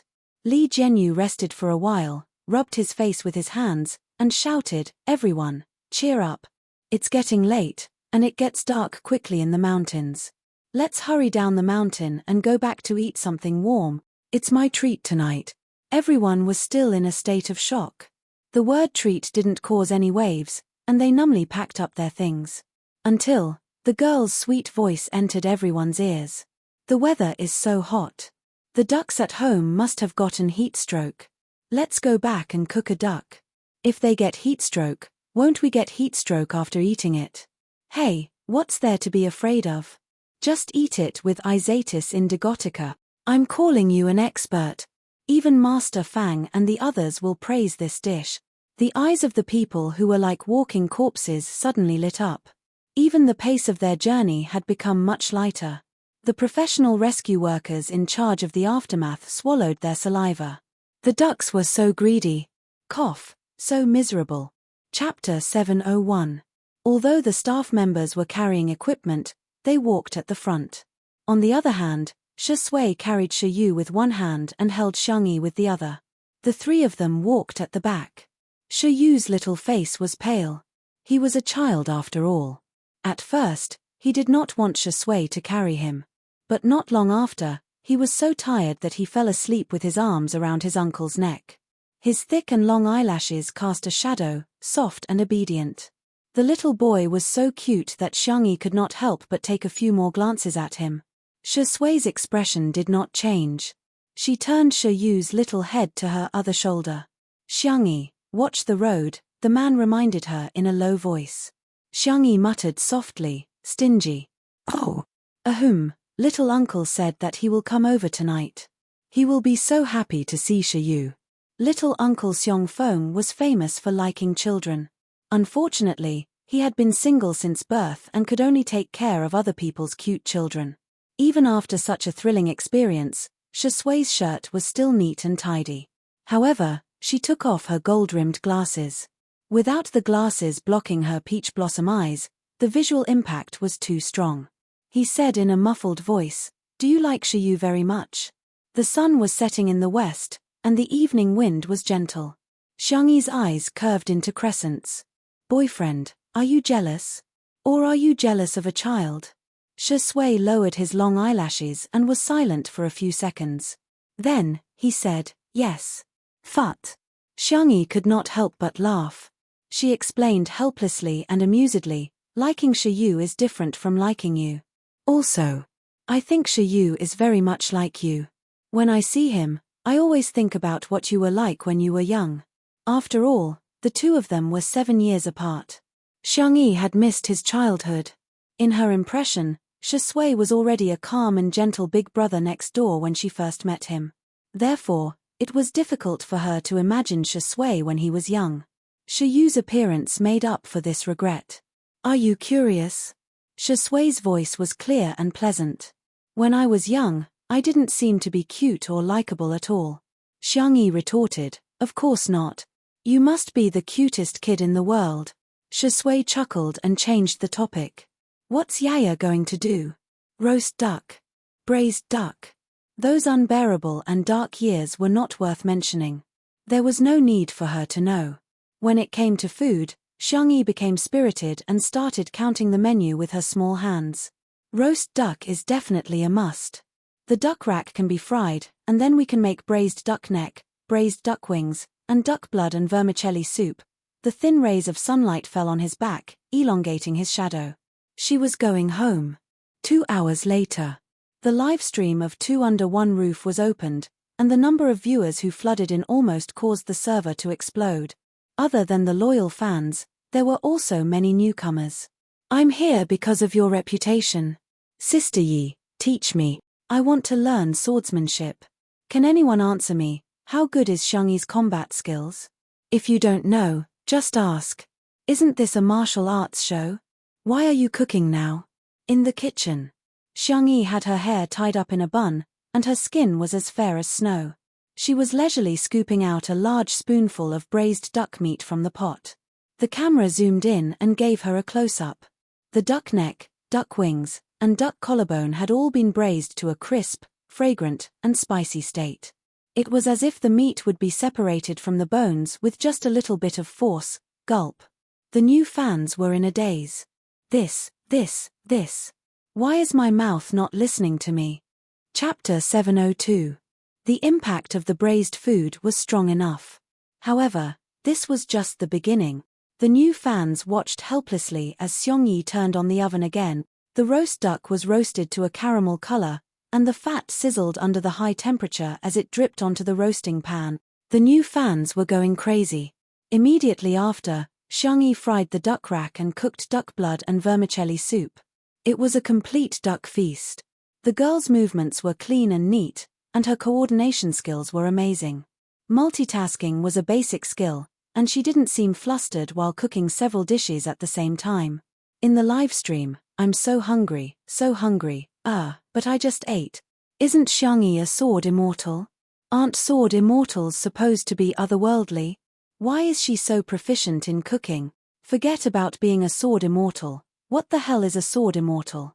Our sister Yi is just an ordinary super straight A student, god of cookery, folk music big shot, traditional Chinese medicine expert, talisman genius, tree climbing genius, magical girl tilde. You have already mastered the essence of the common language." The countless new fans in front of their screens were dumbfounded. However, there were also countless new fans who couldn't help but click on the yellow and blue apps. All of a sudden, orders for braised duck neck, roast duck, and duck blood and vermicelli soup skyrocketed across the country. Not long after, the live stream was full of complaints. F***CK. A certain black duck store is sold out. I've already paid for my order, but the boss called me and told me to cancel it. He said that there's no duck supply today. Oh my god. Why is it so difficult to eat duck? It's so hard to get a duck. Li Jianyu reluctantly spent a huge sum of money and ordered takeout for the staff so that everyone could take turns eating. However, everyone was eating absent-mindedly. They were all obviously waiting for Xiangyi's duck. When the girl called out, it was no exaggeration to say that everyone was so excited that it was as if they were celebrating the new year. The duck is here, the duck is here. Ah, it's the duck. It smells so good, I can smell it. In the living room, Daoist Ren had gotten himself a cattail hassock from somewhere and was sitting cross-legged on the floor, meditating. He had the posture of a peerless expert. Daoist Ren's lips curled into a contemptuous smile when he heard the commotion. Nothing more than that. Even if it was a delicacy, it could only satisfy one's appetite. Someone passed by him and urged, "Master, please stop meditating. Otherwise, the ducks will be gone soon." Daoist Ren opened his eyes. His gaze was like a torch. He flicked his horsetail whisk and said, "You young people are as kind as water. Water benefits all living things but does not compete. It deals with the evils of the masses and is close to the Tao." The man was dumbfounded. What are you trying to say? Daoist Ren, let nature take its course, follow your heart's desires, and do nothing. Do you understand? As expected of the Taoist priest. I'm ashamed of my inferiority to your spiritual realm. The viewers in the live stream were stunned. Is the Daoist priest some kind of Daoist master? These words, if you think about it carefully, they're extremely thoughtful. Kindness like water, follow your heart's desires. Thank you, Daoist priest. I feel like I've comprehended something. In the next second, Xiangyi poked her head out of the kitchen. Daoist priest, your pot is ready. Daoist Ren, okay. The large pot on Daoist Ren's back was now filled to the brim. At the bottom was the braised food, in the middle were several large pieces of duck rack and fried mushrooms, and at the top was a roast duck roll with shredded cucumber, shredded onion, and sweet sauce. Everyone. F***CK. Chapter 703. So it's not that you don't want to fight for it, but you've already taken it all. What a ruthless person. Under the dumbfounded gazes of the crowd, Daoist Ren didn't seem to feel guilty at all. He calmly and leisurely stepped forward and steadily picked up the big pot. He said politely, "Xiangyi, you're too polite. You've put in too much. It's too heavy, I can't hold it anymore." Everyone was speechless. "Look at how skillful you are, you can probably handle another pot." Xiangyi was still smiling. She brought out a large bowl of duck blood and vermicelli soup and suggested to Daoist Ren, "I think it would be good to change it to a double-flavored pot. It can also be filled with soup and porridge, so there's no need to worry about the flavors between the dishes."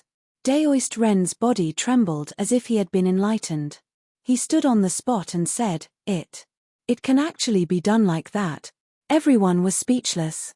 Daoist Ren, those who don't know better would think that you guys are discussing cultivation. Who would have thought that you guys are talking about carrying a pot? And Sister Yi, you're too indulgent. What double-flavored pot? If you want to carry a pot, you should at least carry 4 or 9 palaces. The dining table was filled with a sumptuous dinner. Shiyu's back was straight and his sitting posture was upright, like a gentleman's etiquette textbook. However, the little boy's eyes were already glued to the duck. "It smells so good, I'm so hungry, I really want to eat." Xiangyi placed a bowl of soup in front of him and pinched his little face. "Shiyu, is there anything else you want to eat?" Shiyu shook his head. "Then try it first to see if it's to your liking. If you want to eat something else, let me know, okay?" Shiyu nodded. Xiongfeng had just returned not long ago. He leaned back in his chair in enjoyment and shook his legs as he smelled the aroma. "Little Yuyu, eat more. Boys can only grow taller if they eat more. Only by climbing trees can they climb faster." The bullet screen of the live stream was filled with joy. "Mr. Xiong, don't lead the children astray." No, you've misunderstood Mr. Xiong. Climbing trees is an escape skill. Mr. Xiong is doing this for the children's future. Climbing trees is not just an escape skill. Didn't you see that Sister Yi used it as a combat skill? I strongly suggest that our country should include tree climbing into the compulsory education system. Shui glanced at him from the corner of her eyes. She saw through the child's thoughts and said lightly, "You can eat now." The food under Shiyu's table shook excitedly because of her words. He picked up his chopsticks, picked up a small piece of meat from the braised duck neck, and put it into his mouth. Boom! In an instant, the rich taste of sweet, spicy, fresh, fragrant, and numbing attacked the little Shota's tender taste bud. His black and white eyes were wide open, and he seemed to have forgotten to chew, not knowing what to do with it in his mouth. In this world, there was actually such delicious food. Shiyu's parents had a light palate and mainly ate vegetarian food. Shiyu rarely ate meat, let alone spicy food. Today's bite had opened the door to a whole new world for him. Xiangyi and Xiongfeng, one on the left and one on the right, served the little boy food and soup. Taking care of others was probably an instinct of the Xiong family. Spoiling their young was even more of an instinct. Thus, in a trance, Shiyu experienced the feeling of happiness that was described in the cartoon. The uncle and nephew of the Xiong family even had a friendly discussion. Children are actually quite easy to take care of. Yeah, who said it's hard to take care of children? I've never met a child that's hard to take care of. The livestream audience. Please use this method on me. Chapter 704. The pop-up comments immediately turned into a large-scale family reunion. Daddy, sister, I'm the long-lost baby of your Xiong family. I'm the most difficult kid to take care of in the entire universe. Give me an address, I'll send myself to you right away. Don't you guys feel embarrassed calling me daddy all the time? Heh, don't you know that people need face and tree bark? Grandpa, take care of me. Under the meticulous care of the Xiong uncle and nephew, for the first time in his life, Shiyu ate to his heart's content. In the end, the little boy ate until his belly was round and round. While burping, he couldn't help but drink a few mouthfuls of duck blood and vermicelli soup. Xiongfeng led him to take a shower, then turned around and asked Shui, I'm going to take this little brat for a swim after the shower. Daoist priest, Shui, are you guys coming? Daoist priest Ren was extremely thick-skinned. Exercising after meals is really good for health. Before Shui could respond, the pop-up comments in the livestream room had already gone crazy. The manor was big enough to have both an outdoor and an indoor swimming pool. Shui glanced at Xiangyi. The little girl was lowering her head and drinking the soup, spoonful by spoonful, obediently and softly. Hearing their conversation, Xiangyi raised her head and met Shui's eyes. She blinked her doe eyes and asked, Uncle, Daoist priest, do you want anything to drink? I'll bring you some water later. Whatever. Xiongfeng dragged Shiyu out. Although Daoist priest Ren was thick-skinned, his EQ was high, so he followed with a smile. Only Shui and Xiangyi were left in the living room. The cameraman was not there, but the fixed camera in the living room was running, and subtle sounds could be heard. Thump, thump. An ambiguous atmosphere was brewing uncontrollably, and the surrounding temperature seemed to have risen by several degrees. Xiangyi thought that the duck blood and vermicelli soup must be too salty. Otherwise, why would her throat be so dry? She unconsciously licked the corner of her lips. Aren't you going? Shui squinted at her with a faint smile. Sister Yi, do you want me to go? The man's voice was low and magnetic. After deliberately lowering it, there was a hint of hoarseness in it, which sounded very seductive. In the livestream, I screamed until the voice-activated lights on all 30 floors lit up for me. Sister Yi, quickly agree. Don't you want to unlock the swimsuit version of Shengdi? OMG, Shengdi is so good. Woo-woo, asking like this really makes me feel like I'm in love. I'm getting a concussion from being teased in front of the screen. Under the light, the aroma of the rice wafted in the air. It was a warm and beautiful scene. Xiangyi's face was calm, up to you. However, she quickly added, I'll get you a bath towel. It seemed like he was given a choice. In fact, he had already conveyed his intentions. Shui chuckles and receives the little girl's signal calmly. Okay, I'll go change first. After he left, Xiangyi quietly pinched her burning ears. That scene happened to be captured by the camera. In front of the screen, the audience all smiled like an ant. Li Jianyu deliberately played a naughty trick and suddenly changed the screen. Hey, it's not good to do a live stream of swimming or something. The pop-up comments were all urging him to start a live stream.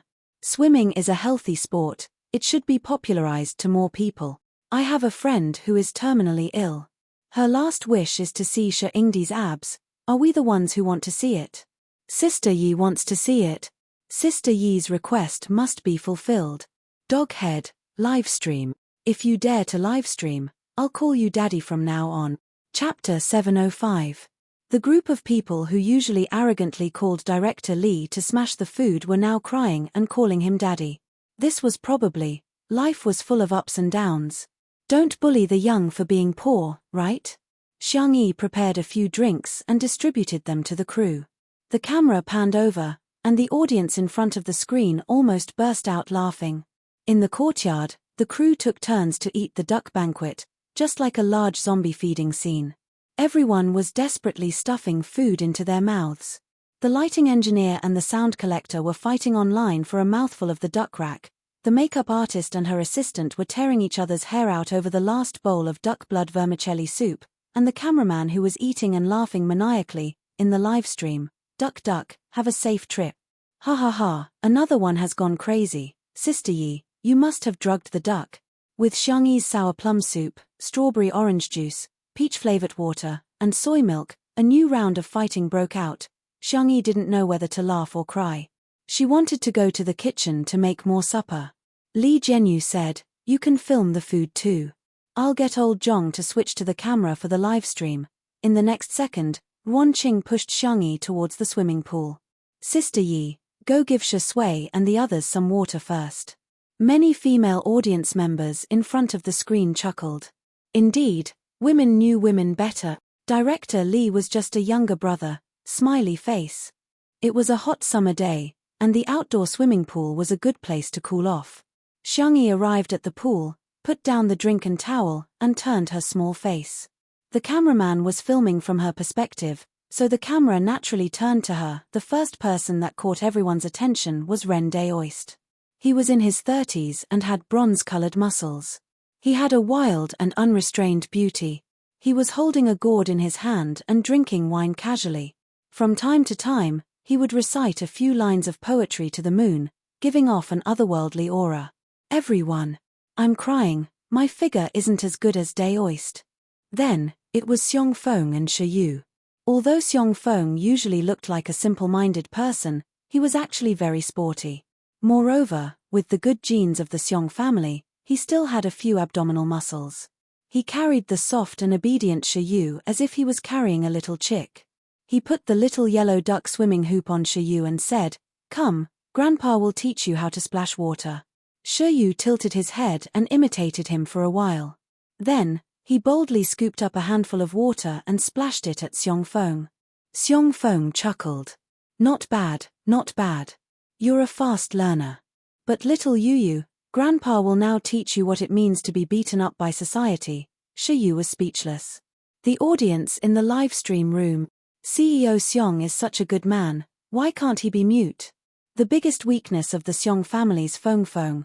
Too bad he can talk. Help, I'm dying of laughter. Shi Yu is still a baby, why did he have to bully him like this? The child is dumbfounded." In the end, the camera lived up to everyone's expectations, and fell on Sha Sui. The man was only wearing a pair of tight black swimming trunks. His hair was all combed back, and his eyes were clean and clear. His abdominal muscles were well defined, and his Apollo's belt reached his waistline. He had broad shoulders, a narrow waist, and long legs. He had a standard inverted triangle figure, just like a walking hormone. Sensing the sound of Xiong Yi's footsteps, he turned his face to the side and smiled in Xiong Yi's direction. Chapter 706.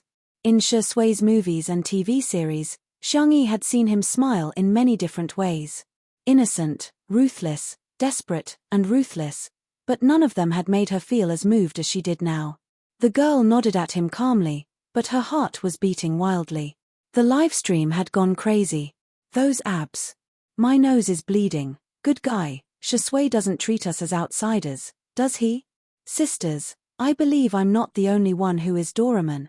Hey, if you want to talk about this, I'm not sleepy anymore." The comments section flew by quickly, dazzling everyone. After bullying Shi Yu for a while, Xiong Feng finally found his conscience and brought the little brat to Xiang Yi's side. Shi Yu's face was sullen, as if he was sulking.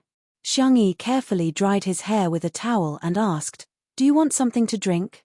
Shi Yu shook his head and sat down obediently without saying a word. Xiang Yi poked the little boy's cheek.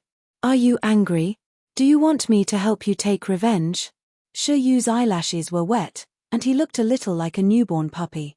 He sounded a little depressed. "I'm not angry, I just feel that I'll be leaving in a few days. Sister Xiang Yi's family was so blissful. But he would have to leave sooner or later." He told himself that he couldn't be a greedy child, but he was still greedy. He wanted to stay here forever, eat Sister Xiang Yi's delicious food, and listen to her warm fairy tales. Xiang Yi was stunned. She didn't expect Shi Yu's answer to be like this. "Yu, if you want to come and play, you can come anytime," Xiang Yi said with a smile. "I read in a book that people who meet will meet again. So we'll definitely have many opportunities to meet again in the future." Shi Yu's eyelashes fluttered, and he obediently wrapped the towel around himself. "Really? Can I?" Before he finished speaking, Xiong Feng's shout came from not far away. "Little Xiang Yi, help us be the referee. We're going to compete." Xiong Yi made a hand gesture to indicate okay. "Xiong Feng, I'll count to 321. Get ready, then we'll start. 3, 2. Before he could finish counting, Xiong Feng had already jumped into the water and seized the initiative. Daoist Ren was confused. "I can't believe that there is someone more shameless than me in this world." He jumped into the water and chased after Xiong Feng with all his might. On the other hand, Shi Sui was still on the shore. She stretched her wrists and ankles lazily, as if she did not care about the competition at all. Xiang Yi was anxious. She clenched her small fist and said, "Boyfriend, you can do it." Hearing the girl's voice, Shi Sui glanced at her, raised her eyebrows, and then jumped into the water. Her posture was standard like that of a professional athlete. Although Xiong Feng was the first to dive into the water, he ran out of strength halfway through. On the other hand, Ren Daozhong had better stamina and swam to the front. However, Shi Sui was like a fish in water. In the blink of an eye, she had closed the distance between them. The man's figure was tall and slender, and he was nimble and agile in the water. His strength and beauty were undoubtedly revealed at this moment. 5 meters, 3 meters, 1 meter, whoosh. Taking advantage of Ren Daozhang's respiration, Shi Sui directly overtook him, and then firmly held the first place. The audience watched with surging emotions. Shi Yingdi's stamina is not bad. Sister Yi's small body, can she handle it in the future? Wake up. Sister Yi is the girl who nailed a several-meter-long mountain peak into a tree with a sword. Everyone should be worried about Shi Yingdi, right? The live stream instantly fell into a mysterious silence. Chapter 707. That's true, Xiong Yi was someone who could lift pots that weighed more than 10 kilograms, slaughter little black pigs that weighed more than 100 kilograms, and beat up vicious fugitives when it came to beating people up. In comparison, Shi Yingdi seemed a little delicate. Someone asked, "Shi Yingdi, can he do it?" Instantly, everyone rushed to answer, "I know this question. Shi Yingdi can't." "Don't ask. If you ask, our Shi Sui can't do it. Does it matter if he can or not?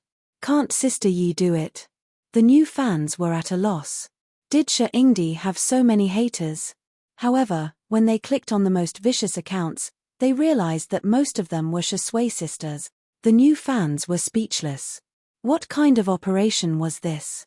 Had all the Shi Sui sisters' accounts been hacked? After a few rounds of back and forth, Shi Sui took first place without any suspense. Ren Daoist came in second, with a gap of more than 10 meters between them. Xiong Feng was in an even worse state as he choked on water and panted like a dying dog. Shi Yu walked to the side of the pool. Xiong Feng was touched. "Yu, are you here to comfort Grandpa?" "It's okay, Grandpa has a strong mentality." In the next second, Shi Yu pulled out an oversized water gun. Xiong Feng was confused. Shi Yu glanced at Xiang Yi guiltily. "Sister Xiang Yi gave this to me." Xiong Feng was speechless. Yu, listen to me." The only response he got was a merciless water gun attack. Shi Yu's soft and tender voice rang out. "Sister Xiang Yi said that those who mess around have to pay for what they've done." Xiong Feng was speechless. He was a domineering CEO, yet he was killed by a little brat. This was intolerable. He was going to order a super large water gun when he got back. Shui came out of the pool with her hands against the wall, her forearms showing smooth and distinct lines. Xiangyi immediately handed her a towel, but there were still some viewers who were watching the livestream who quickly took screenshot. Damn, these lines, these silhouettes. Sisters, there's a surprise after the zoom. Should I say, his indeed Shi. I covered my best friend's mouth tightly to stop her from squawking, by the pool. Shui was casually drying her hair when Xiangyi asked, "What do you want to drink? Any recommendations?" Xiangyi immediately got into character. "Sir, this is the peach sparkling water I recommend for you. It has ice cubes and peppermint grass. Not only does it have the sweetness of the peach, but it also has the sourness of the bubbles. It also has a refreshing feeling." Shui's eyes were gentle. "Okay, that's it." Xiangyi continued to act. "Sir, can you give me your contact information?" Was Little Rabbit trying to put on a show? "Sorry, I already have a girlfriend. She's prettier than you, so please don't disturb me." Phut. Xiangyi couldn't help but laugh. "What else do you want to act? It's free of charge, and I'm looking forward to it." Shui's answer attracted a lot of praise from the audience. All straight men should learn. This is the standard answer. Copying homework. I'm going to trick my boyfriend later. Haha tilde. Untimely 99. Please continue to show off your affection day after day. Have you guys seen Weibo? Master Yang has issued a challenge to Sister Yi. Master Yang? Let's go watch the show now. Everyone searched for Master Yang, and the relevant Weibo immediately popped up. Master Yang, successor of the Yang school. Young man, you're plagiarizing my school's swordsmanship, tai chi, and other techniques. This is intolerable. Let's have a showdown tomorrow. Do you dare? Xiangyi v. Chapter 708. The netizens were confused. Who is this person? Immediately, a class representative came out to speak. Master Yang is a famous martial arts master and a contracted streamer of Fan Yu streaming. He's good at Yang's swordsmanship, Yang's tai chi, and other martial arts, self-proclaimed. He has opened several martial arts schools in China, all closed down. He has challenged and defeated more than a dozen domestic and foreign masters, all unknown. In conclusion, I suggest you don't treat him as a martial arts master. You'll be surprised if you treat him as a comedic streamer tilde. Everyone was speechless. So he's just a clown. But soon, everyone realized that the internet was vast and full of strange things. Master Yang really had a lot of loyal fans, and they were especially aggressive. Master Yang's swordsmanship and swordsmanship are all passed down from the Yang family. Xiangyi is a thief. Stealing without asking is called stealing. Stealing without returning is called shameless. She's a beauty, but why is she so cheap? If she's not guilty, why doesn't she dare to accept Master Yang's tactics? Of course she's afraid of him. The netizens' reactions were, well, as long as you guys are happy. Although they couldn't bear to watch it, they really couldn't. Everyone thought it was just a farce, but they didn't expect Ren Daozhong to be a surfer too. After going ashore and scrolling through Weibo, he was filled with righteous indignation. Nonsense. What nonsense? Release his mother's dog. Cough, cough, cough. Li Jianyu, who had a strong desire to survive, coughed violently to remind him. Ren Daozhong changed his words. Release his mother's dog. I'll help him. After all, I think he has nothing better to do. It could be said to be very civilized. Xiangyi took a look at Weibo and responded calmly, I'm not interested in fighting and killing. Is it because my cooking isn't good enough, or is she not cute enough? Good time should be spent playing the piano, reading books, learning medicine, and gardening, not wasting it on such boring people. Xiong Feng said, TSK, such people are just clowns. Don't bother. Ren Daozhong's phone vibrated. He refreshed it and found that Master Yang had updated his status. This time, it was even more hostile and seemed to be a personal attack. Yang Men's descendant Master Yang V, since you're a girl, I won't argue with you. But if you have a man in your family, I'll fight with you. Or let your boyfriend do it. But, your son and your boyfriend don't have any balls, right? He looked like a pretty boy in the photo. Forgive me for being blunt, but I can take on 10 of you at once. After reading this, Daoist Ren felt that the atmosphere around him had changed. The source of the change was the uncle and nephew of the Seong clan. Seong Fong was the first to jump up. Where's my knife? Where's my saber? Aha! How dare you scold my family?